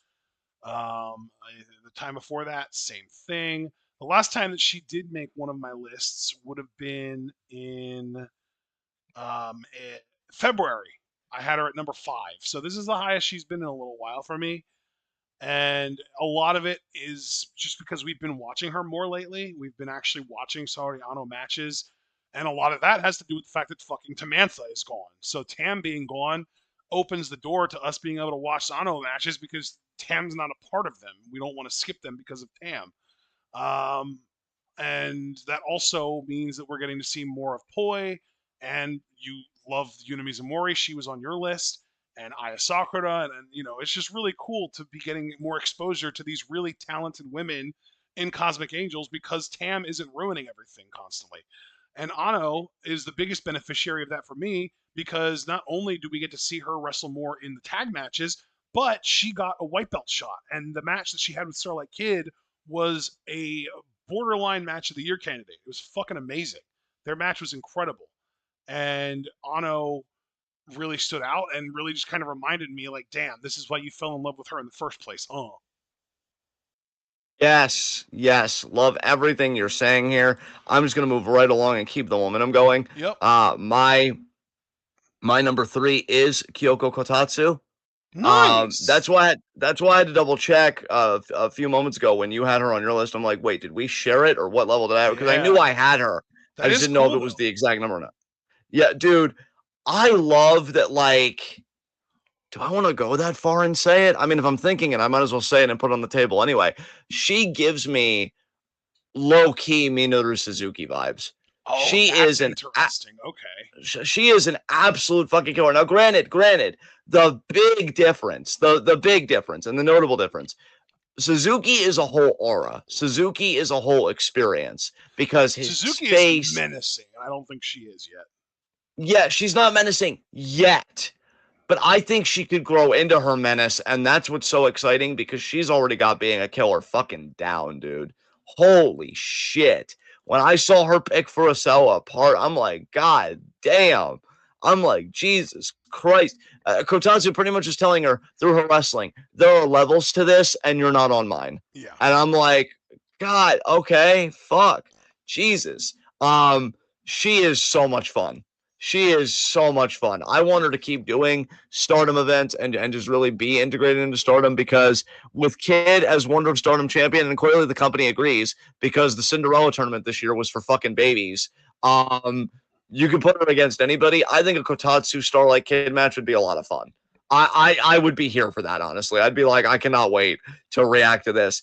And Kotatsu, I mean, her kicks, the believability of her strikes, her urgency. When she knows she's got you on the ropes, she'll go in for the fucking kill. I just love the way she carries herself as a pro wrestler in the ring. Yeah. Because if your goal is to try against all fucking odds to get the toothpaste back in the tube, she actually does get a little bit back in there. And that's the highest compliment I could give somebody because she is so believable. When you think about the like the Pon Crace and like that whole era, she would have fit in perfectly with that era.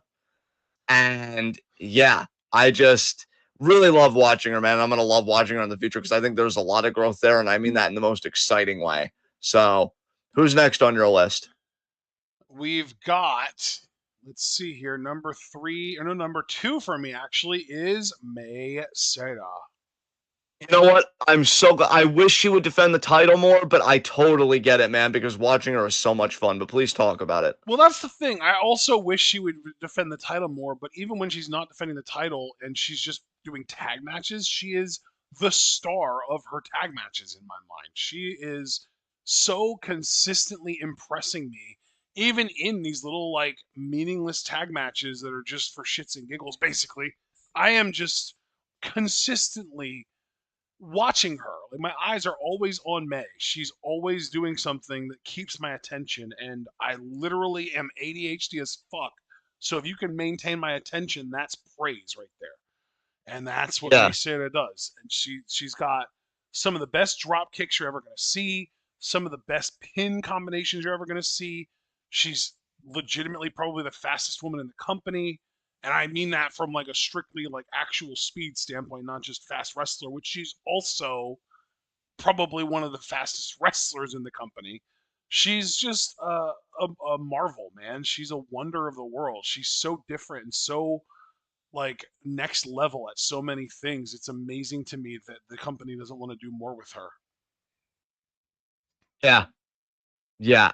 Dude, absolutely. I love that you gave her that love. Good fucking shit. Number two for me on my list is Saori Ano. Uh, Beautiful. she's fucking beautiful, as is your She is. face. Yeah, that's fair. But god damn, man. God damn.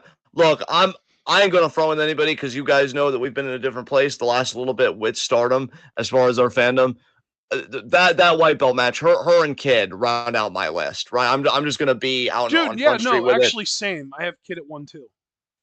Okay, excellent. So that really helps. Um, dude, that match was insane. That might have actually been my favorite Salariano Stardom match personally, because Yeah. it's funny that you said a little bit ago that their match was a borderline match of the year contender for you, and I get it completely because I get why it would probably get down to a few points for you because it was for me, which is probably why it won't win. But I still put it in my nominations. Mhm. And honestly, Kid was great. She was great. Again, she's number one on the list for a reason. But Ano, man, really she bridged on one leg to sell the knee. Mhm. Come on now.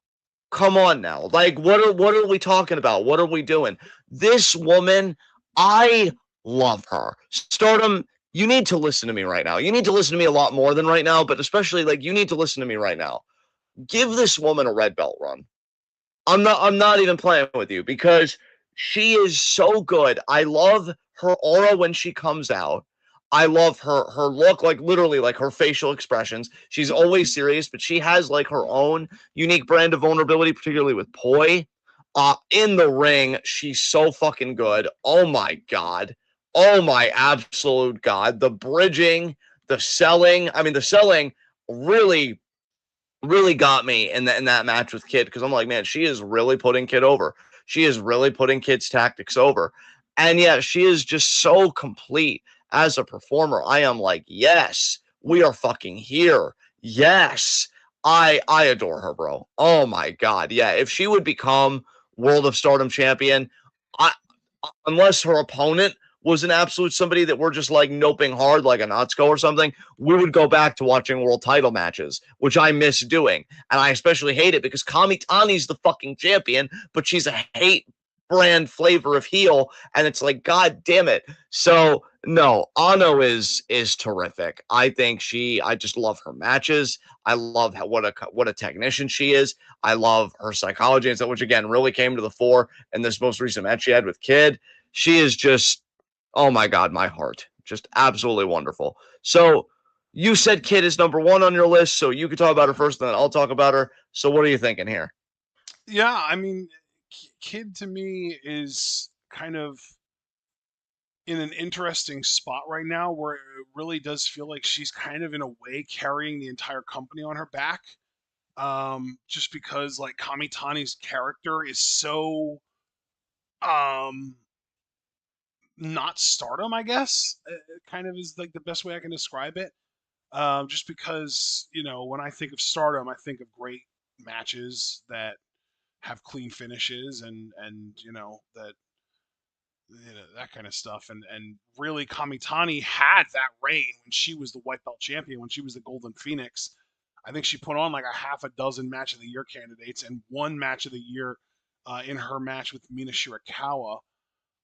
But she's not that anymore. She's trying, in my mind, Kamitani's trying to do too much at once. She's trying to both be the face of the company and also be the top heel of the company, and also apparently like this whole gimmick was inspired by Rhea Ripley, so she's also trying to be Japanese Rhea Ripley at the same time. And I just, when you try and do too much, you're ineffective at doing anything, and that's where Kamitani is right now. Whereas with Kid is just in her bag right now. Kid is just I mean it's funny because like I said, it kind of feels like she's carrying the company because of how weird of a place Kamitani is in right now. Um and like Kid has made the white belt feel more prestigious than the red belt because the white belt has clean finishes. The white belt has match of the year candidates. The white belt, you're not only that, but because Kid is so small, she feels like a very vulnerable champion, which makes the matches that much more compelling because it's like anyone can beat her for that title and she keeps surviving. And yeah, I mean, it might be more just because of how well she's booked. It might be that I like Starlight Kid the act more than I like Starlight Kid the performer because of the way that she's booked so well compared to Kamitani. But even Yeah. regardless, we're not judging strictly based on performers. Otherwise, the list would look very different if we were just grading our top 5 favorite performers. Trying to keep it as much in a vacuum as possible. We're not. Kid is my favorite act in Stardom right now, and that's why she's number one. Yeah, I mean, first of all, how does it feel to be very beautiful and correct? Second of all, not really much to add. I'm really enjoying. Like, it's funny because I feel like in this grading period, her match with Ano was probably just my favorite match of hers specifically. Um, and I know some of the other matches, like again, that match she had with Osmo, which I think is outside the grading period now. That was a bit because we talked about it the last Fave Fives, I remember. That could be a bit too indulgent. So I do think sometimes with Kid, it does depend on her dance partner. But I think more or less she does consistently show up to do her part, and she does her part very well, and it's very entertaining when doing so. Yeah. I gotta tell you, man, really for me, I feel like 2 and 1 for me on this list are interchangeable because Ano could have taken it just for this match alone, just Yeah. because I was so blown away by her performance. Yeah. But I mean, Kid, she is a constant. She is consistent. I know she's worked that's hard kind of my to be in thing. this. I love Yeah. Ano, but I feel like Ano in tag matches is only just kind of good, whereas Kid Yes. always shines in tag matches. So when you kind of take that really really significant gap that Kid kind of takes the lead with against Ano in tag matches, even though I will say that I think Ano was the better performer just in their white belt match, Kid's so consistently good in every match that's I think the tiebreaker for me that had me rank her above Ano. You know what? That makes perfect sense to me. And I essentially agree. And yeah, there's really not much for me to add. I have talked about Kid to death in this series. There's really nothing new to say. We can pack this up and move on because I think we're making Time for some pretty decent time right now. Marigold. Yes. And I think I go first on this one, correct? I believe I do. Yeah, I think you're right. Yeah. Hooray. I've been good about that. I know every time once a video, I either step on your toes or I forget or something. No, right now, which is amazing because I know I didn't get that much sleep, I'm doing great. So let's begin with honorable mentions. So from 10 to 6, number 10, Mirai. Number 9, Nagisa Nozaki. Number 8, Mayu Iwatani. And now here's where I got a bit cheeky with it because I think it counts because we know they've had that marvelous crossover and we've seen these people on Marigold shows. Oh yeah. 7, Senka Akatsuki. Yep. And 6, Takumi Iroha. Oh, okay. Wow. Now, I didn't want to go too far with like an actual Fave 5 because really with like top 5, I wanted to be constant fixtures within the company. And so like actual well, then Marigold you're members. hate my list because I have Marvelous in my Fave 5. Hey man, different philosophies. That's fine with me. That's just how I wanted to take it. But yeah, please share with us your honorable mentions. Okay. It's funny. We actually have a lot in common in our honorable mentions. Specifically, I have Nagisa Nozaki at number 10. I will say, Excellent. though, I have Victoria Yuzuki in at number 9. But then I also have Mirai at number 8 and Mayu at number 7. So 3 out of our honorable mentions are in common, just slightly shifted by like 1 or 2 spots. And my final honorable mention at number 6 is Miku Aono. All right, all right. I like it. I like it a lot. I miss Natsumi Shizuki though, man. I miss her so much. Yeah, dude, same. I was putting this list together last night, and I'm like, I wish I could put her on here, but I can't. We haven't seen her matches in too fucking long. God, I miss her. Yeah, that is a mood, bro. That is a fucking mood. Number 5 for me is Miku Aono. Nice. Really not much to say here. She's fantastic. I will never get over that she is a synthesis of like a striker and a powerhouse. And of course, she's got that technical like aspect to her. I still fully expect her to win the Dream Star Grand Prix. And I just think she's absolutely wonderful. And so, yeah, really, really not much to say because I don't think she did too much this grading period. But what she did do, given that Marigold is still low key a baby promotion, it's going to stand out. So, who's number 5 on your list, brother? Senka Akatsuki. Fuck yeah, man. Talk about it. I mean, when you sort of synthesize her in-ring ability with how goofy she is outside of the ring, it's kind of inevitable that she's going to end up being a favorite of mine. Her in ring is way better than it has any right to be this close to her being a rookie. I think she debuted like in the summer of last year, so she's right around that 1 year mark of her career. And for her in ring to be as good as it is, plus I love the gimmick of like she's such a legit shoot wrestler that she can beat you by just pinning you hard enough. That's so fucking cool to me. That pops me every time. And Yeah. then like the gimmick outside of the ring where she literally just wears her wrestling gear everywhere she goes, and if you piss her off, she will just strip her regular clothing off and be ready to fight you right there, right then. I saw a fucking clip of a press conference where she did that, and then her opponent, who I believe at the time was Sariyama Oka, also was wearing her wrestling gear underneath. So she copied her and stripped her clothing off and got down to her ring gear, and they were just both ready to fucking go. And then there was a more recent one where Senka, after having stripped her own clothing off to get down to her wrestling gear, she tried stripping Sari, but she just had a fucking sports bra on underneath. So she was like trying to cover up, like, no, I'm not ready for this.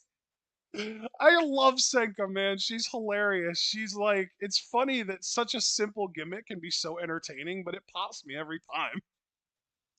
Dude, absolutely. Absolutely. And I also Next want to on just my use this as an opportunity to say I feel like the Marvelous injection into Marigold has absolutely saved this company from being kind of mid to now I'm yes, genuinely interested in every show because of Marvelous. dude, absolutely. I agree with you on that. I agree with you on that wholeheartedly. Next on my list is Seri Yamaoka. Hell yeah. I mean, what a fucking hoss. What a Yes. fucking hoss. So fun to watch. Dude, her match with Takumi Iroha was fantastic. And I think that was this grading period, if I'm not mistaken. No, it it, wasn't. it- It was not. God damn it. Well, thankfully, that didn't even factor into my grading, but That it's just match something I was thought May about. 24th. Well, time can suck my ass. How about that? Um, Sorry, that was way too defensive. You're just the messenger. I apologize. It's You just didn't tell frustrating that me I to can bring suck up your ass, to be fair. You said that fact can suck your ass. yeah, so You there you said go. time can suck your ass, basically, and I agree with that. Well, and to be fair, I'm not wrong. So I agree. whatever. Fuck time. Uh yeah. So but yeah, either way, whatever matches happened or didn't happen in whatever grading period, who fucking cares? She's a fucking hoss. I still think she's gonna make the finals of the Dream Star. I can't believe that you and I, as the Gaijin fans, are the only ones thinking that way. Because you already reported back to me Yeah. that other people were like, not necessarily gobsmacked, but pretty like, huh, interesting, don't agree. And it's like, okay, well, have fun being wrong, screw you.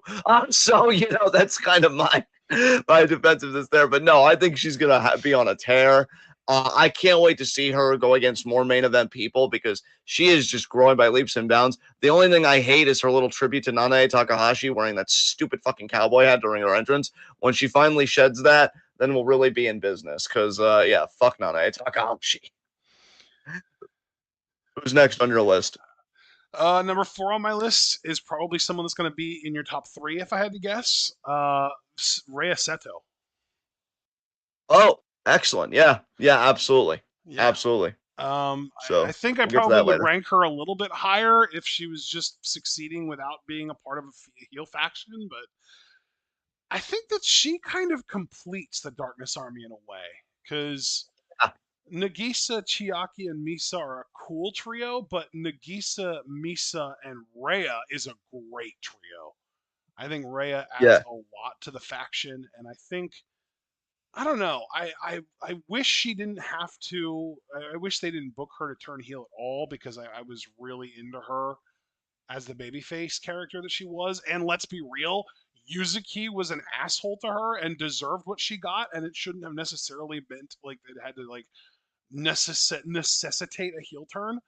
Um, but yeah, I love Rhea still. Rhea's fantastic. She's one of the best technical wrestlers on the Marigold roster, which says a lot because there are a lot of longtime vets on the roster that I just think better than, honestly. I Yeah. love her look. We've talked about that before. She has a very cool, unique look. I love her style. I love her poses that she does. Her fucking JoJo's Bizarre Adventure poses that she'll pull out at random. I just think, yeah, I think she checks all the boxes for me. I'm a big Rhea Seto fan, and the main thing preventing me from ranking her higher is I just want her to be more successful. I want her to win more.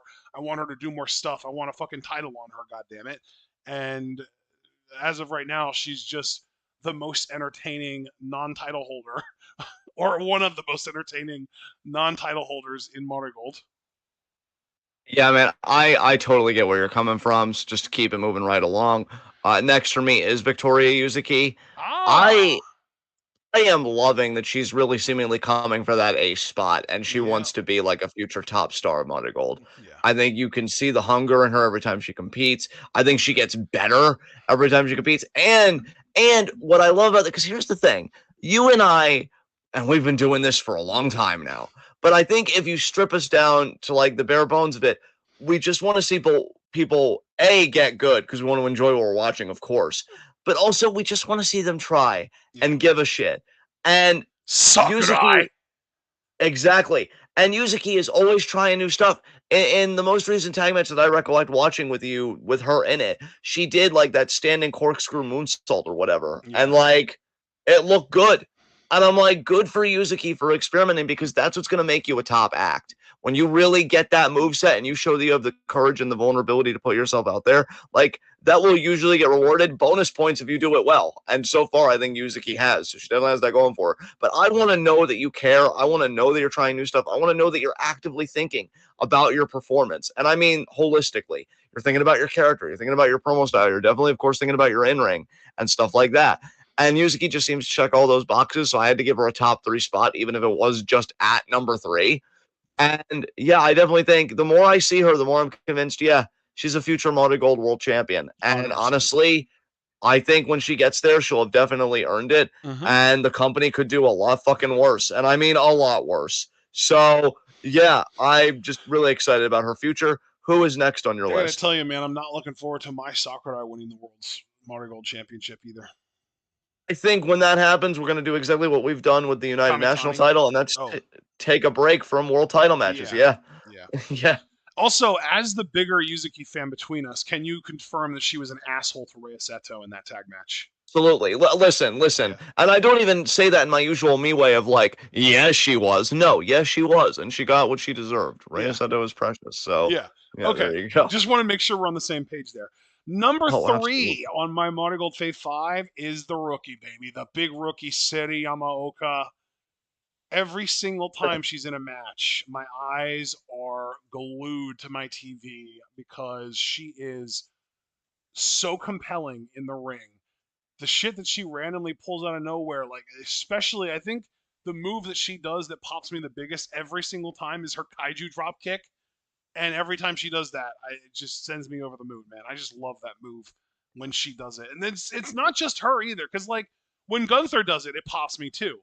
But then like I'm sure there are other people, and even like Finn Balor does like a running shotgun drop kick. That does not ever pop me nearly as much as it does when Gunther and Siri Yamaoka do it. And just the fact that I'm mentioning her in the same breath as Gunther of all people, I think, speaks volumes to how fucking good she is already. And then you add on to that how technically sound she is and how good she is at grappling and groundwork. She is so just I don't even know what word to use. Her potential is just through the ceiling.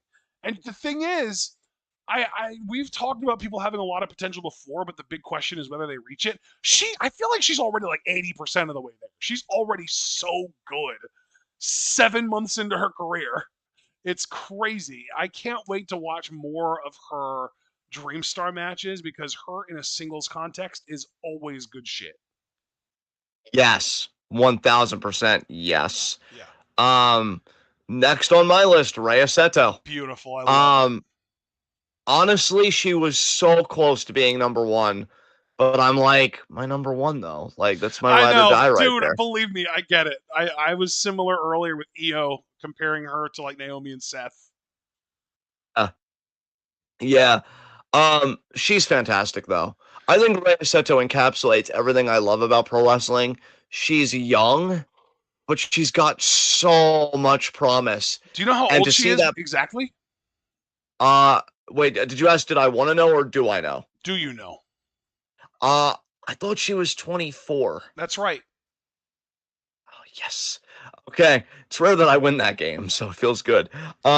She's young, she's got a lot of promise, and it's exhilarating to watch that promise pay dividends. Yes. Oh my god, it's amazing. It's absolutely amazing.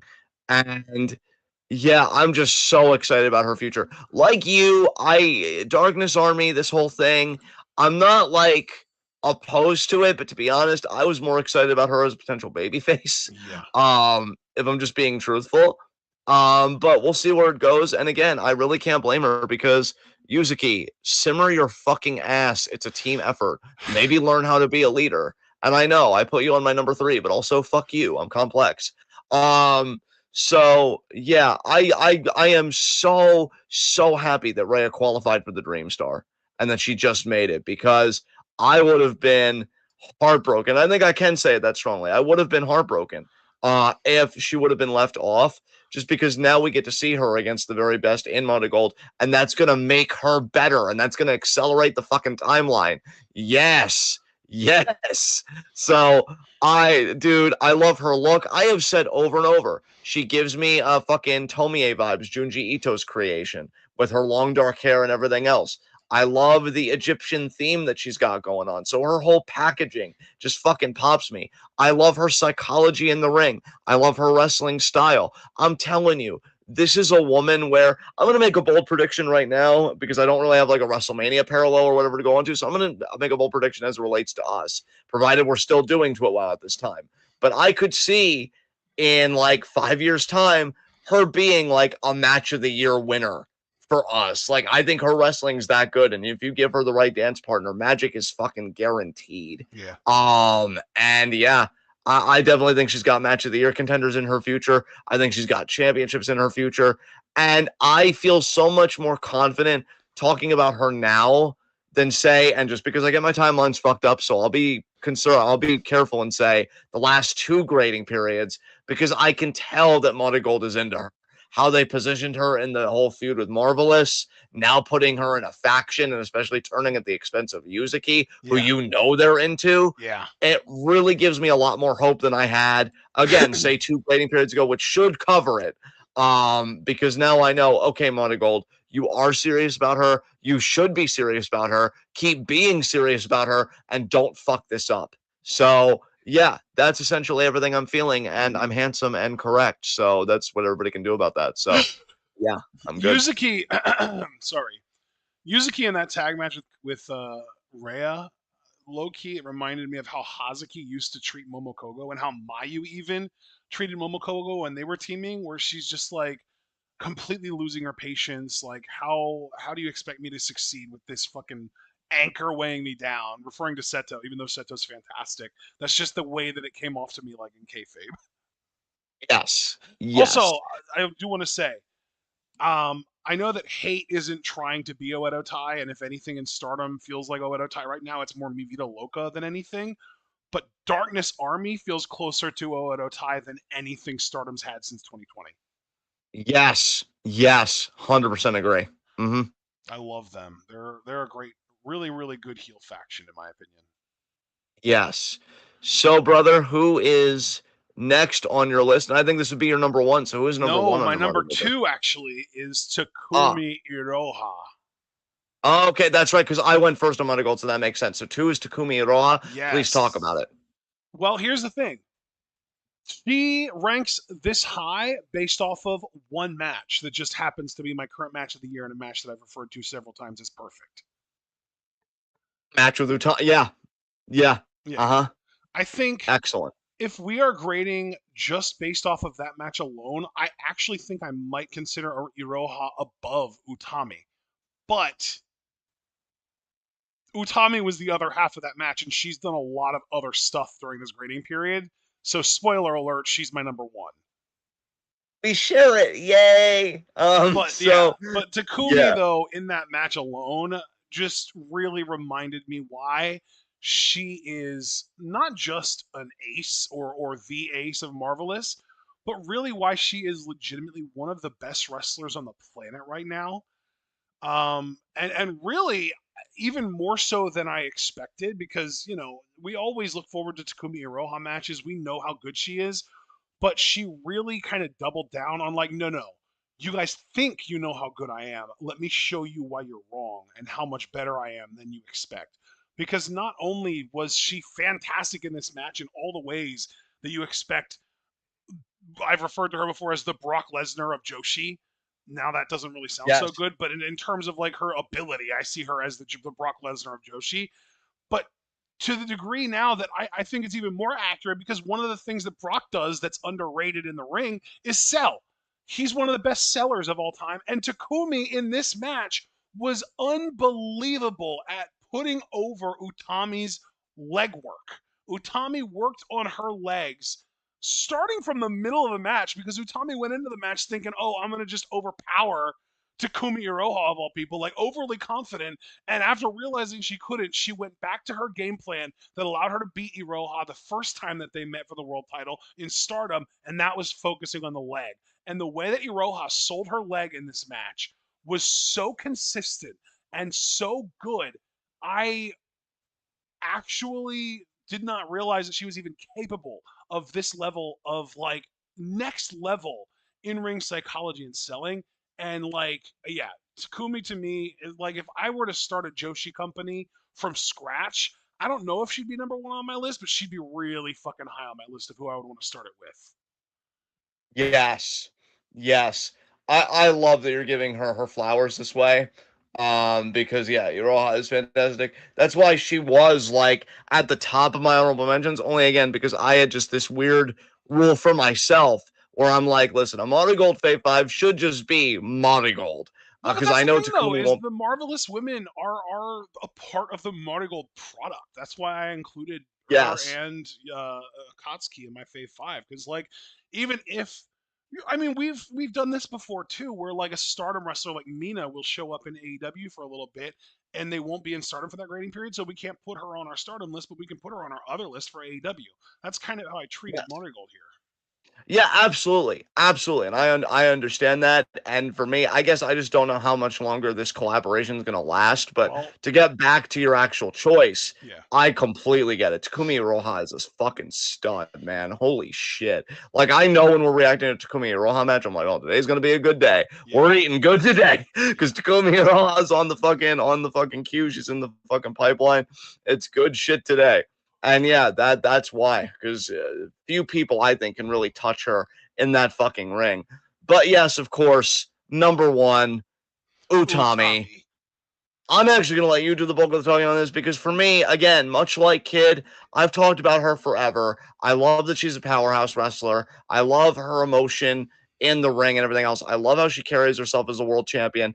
Has she, changed from the injuries and everything, maybe slowed down a bit? Sure. I think it happens with time, it happens with injuries, it happens with this line of work. But the idea that she was still able to put on matches the caliber of what she had with Iroha shows how fucking good she is. She is absolutely incredible.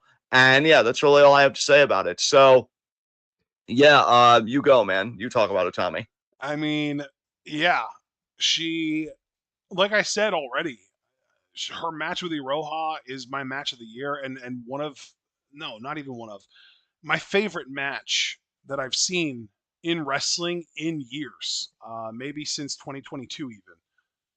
And uh, you know, I would just ever so slightly grade Iroha above Hayashishita in just that match alone. But then you've got to add in Yeah, all of the other matches that we've seen Utami in where she's also been great. Because again, Iroha, that match with Utami is the only match that we've seen of hers in Marigold for this grading period.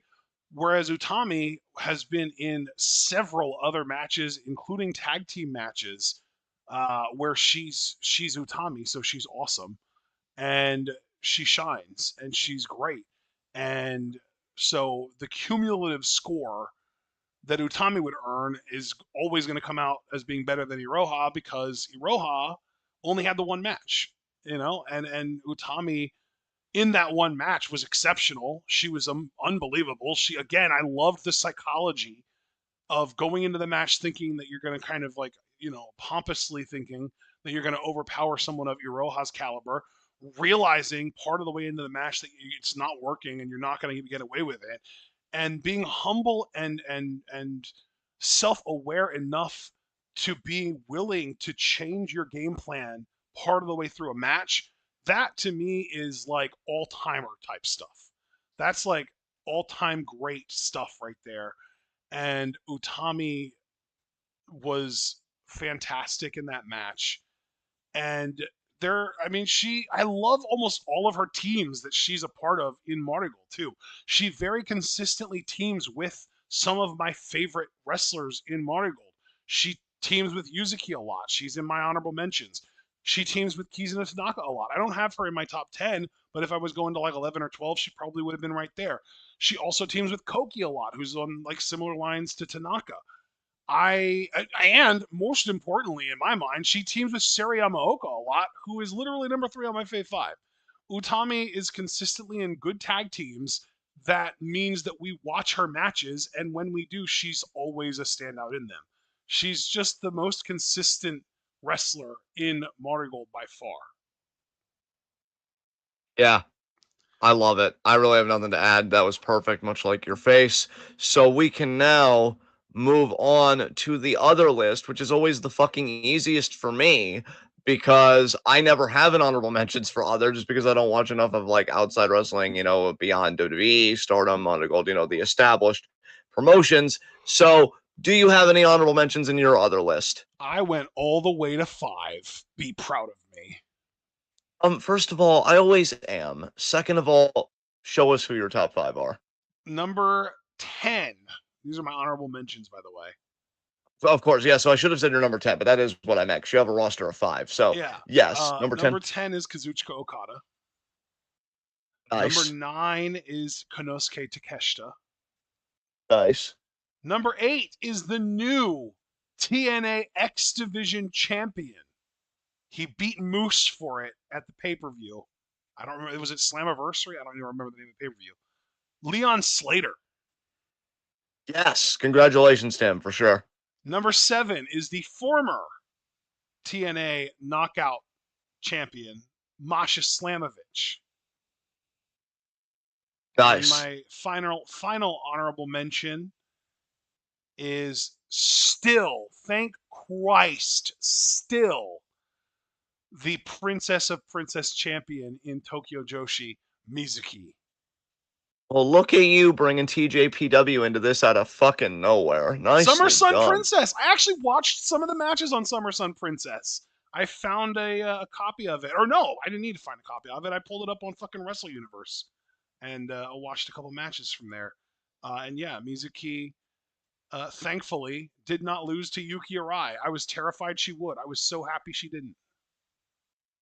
Yeah, dude, absolutely. I love that list. Your other list always shows like you're on another level with this shit. Good job, man. Anyway, 5 for me. Let's get this party started on my end. Yeah. Is Athena.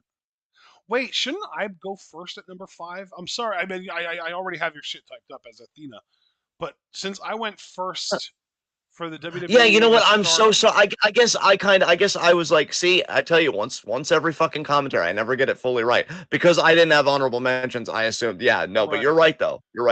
Please, I'm so sorry. Yeah, please go with your number 5. Bandito. Nice. Yeah, nice. I don't think I've seen a single full match of his in this grading period, but I see enough highlight reels and clips to know that he has been absolutely killing it lately. And he's the Ring of Honor World Heavyweight Champion. So he's just the fucking king. Yes. And now from my Ring of Honor champion at number 5 to your Ring of Honor champion at number 5, talk about Athena. Yes, Athena, I mean, she's fantastic. She's had such a monster fucking run with that ROH Women's Championship. And I'm like, cool. Fucking yeah, let's fucking do it. Absolutely. And she's still dominating. And now she's got a contract for the AEW Women's World title. And I'm like, all due respect to my friends that love Toni Storm, I personally do not. So I'm looking for Athena to successfully cash in. Sorry. Time's up, Tony Storm. Time's up. And yeah, I'm really, really enjoying Athena. I think she's an underrated promo still. Thank God AEW is finally platforming her more. And I'm really, really excited for her future because she may just very well be AEW Women's World Champion. So who is next on your list, bud? Number 4 on my list is Mike Santana. Hopefully Excellent. the next TNA World Champion, but Trick is still holding on to it for now. Santana was unable to score a win in the triple threat involving Trick and Joe Hendry. But he did have a really good performance in another match that I watched of his that was a match with AJ Francis.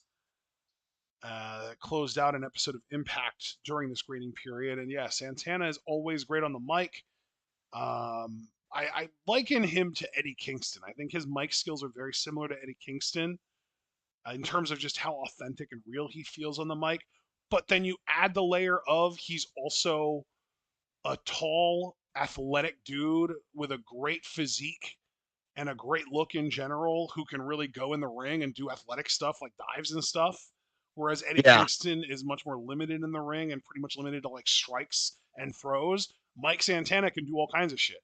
And it's a lot of fun to watch him work. So, yeah, big fan of Santana. Have him at number 4. Excellent. Excellent. Number 4 for me, Hangman Adam Page. Wow. I Okay.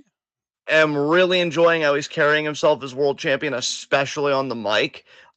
Finally, we have somebody on the AEW roster that doesn't really show their fucking ass and actually understands what being a world champion is. I haven't gotten that vibe since Samoa Joe, admittedly. And yeah, Hangman very clearly not only the top babyface, but you could tell it just feels like the ace Yeah. of AEW. And honestly, he deserves it because unlike fucking Self-Mark Osprey, who wants to make jokes about oh, Triple H banged his daughter to get to the top, which that joke hasn't been relevant in my mind for like 10 fucking years at the very least. Or, I like Swerve. I'm not going to have Swerve catch any strays. I think he could have been a top guy too, but, racism and the moment we're fucking living in, so that couldn't fucking happen. And yeah, I just feel like Hangman really does fit the bill of what AEW needs, and they're letting him do it. And I'm glad that the fucking skinhead faction no longer has the world fucking title. Hopefully Moxley can simmer the fuck down and be likable again because I miss liking John Moxley. But Hangman's doing it, man. I love how he competes in the ring, love his moveset. And again, especially for me, this grading period, it was the promos and the fire and the conviction that he speaks with. A Yeah. good promo goes a long way for me. And it Definitely. certainly did in the case of Hangman. So Yeah. Same. who's next on your list? Number 3 on my list is Athena. Athena, Ring of Honor Women's Champion. More importantly, she's actually getting used on AEW TV lately. She's been in a lot of tag matches. She's been in some other types of matches. Um, it's great to see her finally getting something to do, finally being used. And you mentioned, I guess she has an upcoming match against Toni Storm. Is that true? Yes, yeah. Well, I mean, we have to see if she cashes in her contract, but I mean, she's a Oh, right, specter because in the reign of Tony Storm. she won the what was it, the Casino Battle Royal Yeah, the casino. Did they call it a battle royal or a or gauntlet? Gauntlet? Casino It gauntlet. was a Gauntlet because I remember because she hit the O face on Mina while Mina was trying to set up a figure 4 on someone else. I don't remember who. It might have been Thunder Right. Rosa. I don't remember though. But yeah, yeah, Athena. I definitely am with you though. I hope that she does cash in on Tony and win because Tony as a character feels completely directionless right now. She's not really got Yeah, anything. It's like ever since Mariah left, Tony Storm as a character has felt like it's weird to call her a nostalgia act, but it's like low key. Like yeah, like it's just a very kind of one note act, very kind of one trick pony. And it's just like okay, we get it. You're gonna say random vulgar shit that's gonna pop the crowd because you're a woman that they want to whatever. But yeah, but yeah, like that's pretty much her whole gimmick is like she's gonna talk in an old timey voice and randomly say vulgar shit to pop the crowd. Um, Athena, on the other hand, is like a complete package wrestler. She does everything well. Great wrestler, really good on the mic nowadays. It's nice to see, and I just really like to see her get elevated. I'm also wondering if slash when she's ever going to lose that women's championship from Ring of Honor. We'll see though. She was my number 3 though. Who's yours? Okay, number 3, the Hurt Syndicate. I see. Um, really enjoy Bobby Lashley and Shelton Benjamin. And MVP is like the talker and manager, of course, is great. I love all 3 of them. And yeah, I love too that they're like, and this is a loose parallel, but they are the closest thing to a modern day APA because whoever pays them, they'll do business. You know, Copeland paid them recently, and Copeland's very clearly a babyface, whereas Her Syndicate does seem on the whole more heel coded, but they don't care because Copeland paid them. I think that's smart. I think that's a good workaround. If you want a heel to do something good for a babyface or whatever, it's like, oh, well, we only did it because he paid us. I like that. Heart Syndicate is a gimmick in a rare instance in AEW for me, just because I'm very averse and at times even adversarial to the product, where I do feel like good writing is present here. And yeah, I just think it's been really cool to see Shelton at this stage of his career still performing at such a level, and Lashley too. But I actually single out Shelton because he even had a good promo for me recently where he was kind of telling MJF to fuck off and like kind of throwing the fake Rolex back in his face. I thought, man, I've never heard Shelton speak with that kind of like confidence or whatever. And so, yeah, I think this faction's been good for everybody, and it's certainly been good for me. So, who's next on your list, bud? Let's see here. Next for me, number 2 is Miyu Watanabe. I mean, don't get me wrong, we That's haven't hot. gotten to see her do much this time around, but her team with Rika Tatsumi were challenging for the Princess Tag titles at SummerSlam Princess. And yet again, Miyu was the standout. Miyu was the star. Miyu is the best. I love her. She is honestly, I think if we watched TJPW more frequently, Miyu would be like one of my top 3 to 4, maybe even top 2 favorite wrestlers on the planet right now. She's amazing. Yeah, yeah, dude, absolutely. I love that you like kept your finger on the pulse of TJPW for this great period because, as you know, like I did not. And Miyu Watanabe deserves all the fucking love. I adore that woman. Oh my god, I'm rooting for her and everything. Yeah. Because here's the thing, I really do believe, and I know she wasn't on my list, so but I do just want to say this very quickly. I really do believe that her talent far exceeds the bounds of TJPW. I don't know if she'll ever go to WWE or, God forbid, AEW one day. But even if she would go to AEW, despite my very clear horror and apprehension, I think I believe in her. I really do. There is something transcendent about that woman. I love Hmm. her. Um, Here we go. Oh boy. Okay.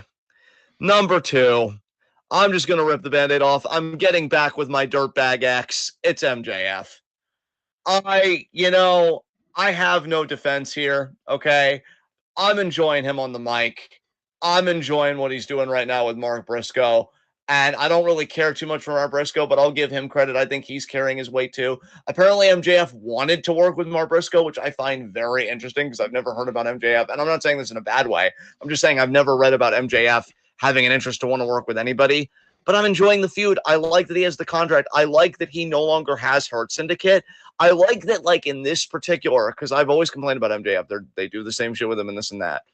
But you know, and that's still kind of the case here. It's not like they're doing anything radically different. But I feel like to me, watching what he's doing, they're making him look a bit more pathetic. And I mean that in a good way, because that's what he's always kind of been as a heel underneath. You talk about how everybody else is poor, everybody else sucks. It's so obvious you're insecure. And I think AEW with this current story he's doing, both with losing Hurt Syndicate, then with the beef with Mark Briscoe, where he's ducking Mark Briscoe, then trying to goad Hangman into a challenge because he's afraid to waste the one chip he's got in that contract. They're letting him wear his insecurity a bit more on his sleeve in this run, whatever he's doing right now, to me. And that actually helps a lot because I'm like, okay, this isn't just like false bluster and then, oh, I'm gonna feign sympathy because let me tell you what it was like growing up as a Jew in this school system, whatever, and then just still being an asshole. Like, no, you're just doing very straightforward. Yeah, I'm a little shit. What of it? Give me what I want. And then, just going from there. And as long as you're honest and direct, I can honestly ride with it. Don't try and manipulate me. Don't try and 3D fucking chess me when you're not even that good at it and you're not even that original. This is just by the numbers, stick to the fucking paper, whatever kind of pro wrestling. And I'm here for it. I think him and Mark Briscoe. They might even be having a match this week. I don't even know if it's like a steel cage match or something. I don't think it is. I think it's just a standard one-on-one match, but I'll be curious to check it out. But you had said earlier with Bandito, for you, it's just like a lot of clips and stuff. That's really it for me too, because I'm like, whose clips am I watching the most this grading period with AEW? And yeah, I do consistently find myself watching Hurt Syndicate clips, watching MJF clips, watching Hangman Adam Page clips. And that's pretty much why they made this list, is like, who has been the most visible to me? And yeah, I'm enjoying his stuff, and we'll see how his cashing goes. I'm expecting that I'll go back to like fuck you kind of territory soon, because I know AEW is gonna fuck this up somehow. But I think they're in a good place with them right now, and I'm okay with it. And again, Shelton Benjamin fucking owned him, and I like that. I like that. I like that Shelton called him out, and he won that argument. Like, yeah, make him be pathetic for a change. That's the honest fucking lane. So it's good shit, man. Who's next on your list? Yeah, number one on my other list is Hangman Page. I really loved Fuck all of yeah. his promos leading up to Y'all In. Um, he finally was the first person to finally manage to overcome Death Rider's era John Moxley, world champ of AEW, and even his post All In promos have been fantastic. I love the guy in the ring. Yeah, Hangman is kind of the top of the world right now outside of WWE in the US, and I think that really it couldn't be a better guy. I think they have a really great kind of face of their company going on right now with Hangman. So yeah, really happy about that. And he's getting me to pay more attention to AEW because of that too. Absolutely. Before I name my number one, I just want to finish typing something in here. Um, let's see. I gotta remember what date that show was. But What my show? number one is Ali Ah, from TNA, leader of Order 4 and future TNA World Champion. yeah. Um, I don't know how else to say it. I love him. I think he is having one of the best runs of his career right now with Order 4. He has an amazing look. He's great as a fucking heel. And what I was typing in was my finish of the year to his match at Slammiversary, which I actually watched last night against Cedric Alexander. Let me ask you, did you watch any Slammiversary? Just remind me if you did real quick. Yeah, I watched some of it for sure. Did you see Ali versus Cedric? No. Okay, so I really enjoyed the finish of this because Tasha Steelz ate a lumbar check, but as I saw Cedric was coming that. down with the I saw that clip. yeah, and as Cedric was coming down with the lumbar check, Ali hit a second 450 and he got the win. So I thought the timing and just the pacing on that was fantastic. But the match itself was pretty solid. There were definitely some spots where I'm like, okay, this is pro wrestling in 2025, and I know you and I don't care for some aspects of the business the way that it is today. But like something clicked for me watching that match. What's going to make Ali work as a world champion when he wins that title? Because in Ali we trust. I got you, Foster. And I know when you go back and listen to this, I hope you're smiling because I know together we're going to make Ali a world champion. That dude bumps his fucking ass off. The selling he was doing for Cedric and some of the bumps he was taking, I'm like, oh no. When he is an insufferable fucking shit as world champion, people are going to be salivating when a babyface is beating his ass. It is going to be amazing. But no, I love the packaging. I love his promos. I love how he carries himself. He's an amazing performer. I think, yeah, and again, he's a guy, and I think this is especially huge in my other list because we know outside of the established stuff that TWitWoW covers, if I'm not, if it's not like WWE or Marigold or any of them, I'm probably reading or something else that's rare for me, but I still probably do more than watching extracurricular wrestling, gaming or something else. If I am taking my time to pay attention to you outside of the TwitWoW block of content that we make, you mean something to me. And Ali is a guy that, again, not only did I watch clips, I watched a whole match because I was curious about that match with Cedric, and it was a lot of fun. And yeah, I love Ali, man. I am really fucking rooting for him to win that world title. It is time. He is fucking due. He can do it. He can fucking carry that ball down the field and score goal after goal after goal. Um, I he's terrific, man. What else is there to say? Long live him. Long live Order 4. And really, here's the thing. I'm excited because this week he has a match against Joe Hendry.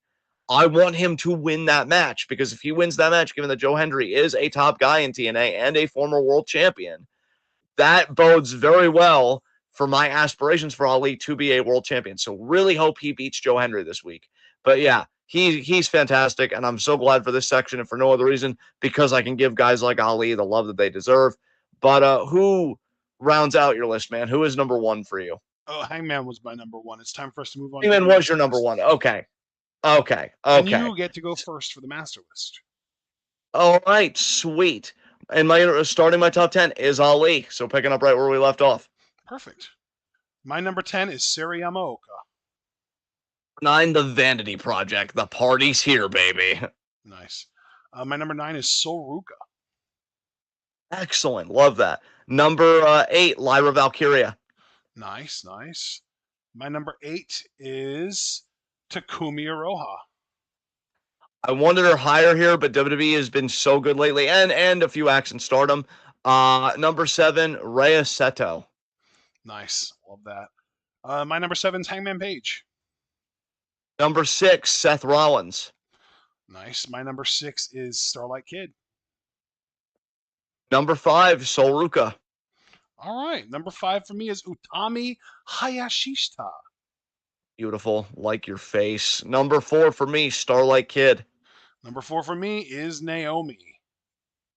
Yes. Number 3 for me, Obafemi. Number 3 for me is also my NXT number 1, Javon Evans. Number 2, Utami. Nice, nice, nice. Number 2 for me, Seth Rollins. And number 1 for me, again, back-to-back Universal Top 10s, Naomi. Keep on that run, girl. You are feeding families. And I can say the exact same, Io Sky at number 1. Excellent. What a beautiful commentary this was. Just shy of 7:30, so we got a good bit of time before NXT. Yeah. Guys, thank you so much for joining us. Please leave a like as you file out. Subscribe, click the bell icon notifications so you don't miss any of that TWitWoW goodness. Check out everything we're involved in the description box. Follow us on Blue Sky and Twitch because we are the best wrestling podcast in all the IWC. And we will see you. Are we seeing them tomorrow for Marigold? No. No. Okay, so we will see you Thursday for Stardom. That's right, because you're busy Wednesday. That's right. We're seeing them for Marigold on Friday, right? That's what we agreed on. Friday, I believe we said at 5 probably. Yes. So Friday at 5, we'll see you guys for Marigold. But yeah, Thursday at 7 is our next Fave 5, by the way, is October 14th. Nice. Okay, October 14th. Okay. I'm going to remember that, and it's going to be my best list ever.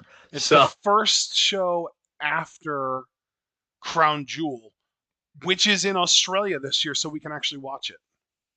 That's going to be so fun. Yeah. Yay. All right, guys. Be sure to tune in for Stardom Thursday. And if you're in the Discord, let's get ready for some NXT. Yeah. All right. So that's it, guys. Be good to yourselves and each other. Tune in and peace out.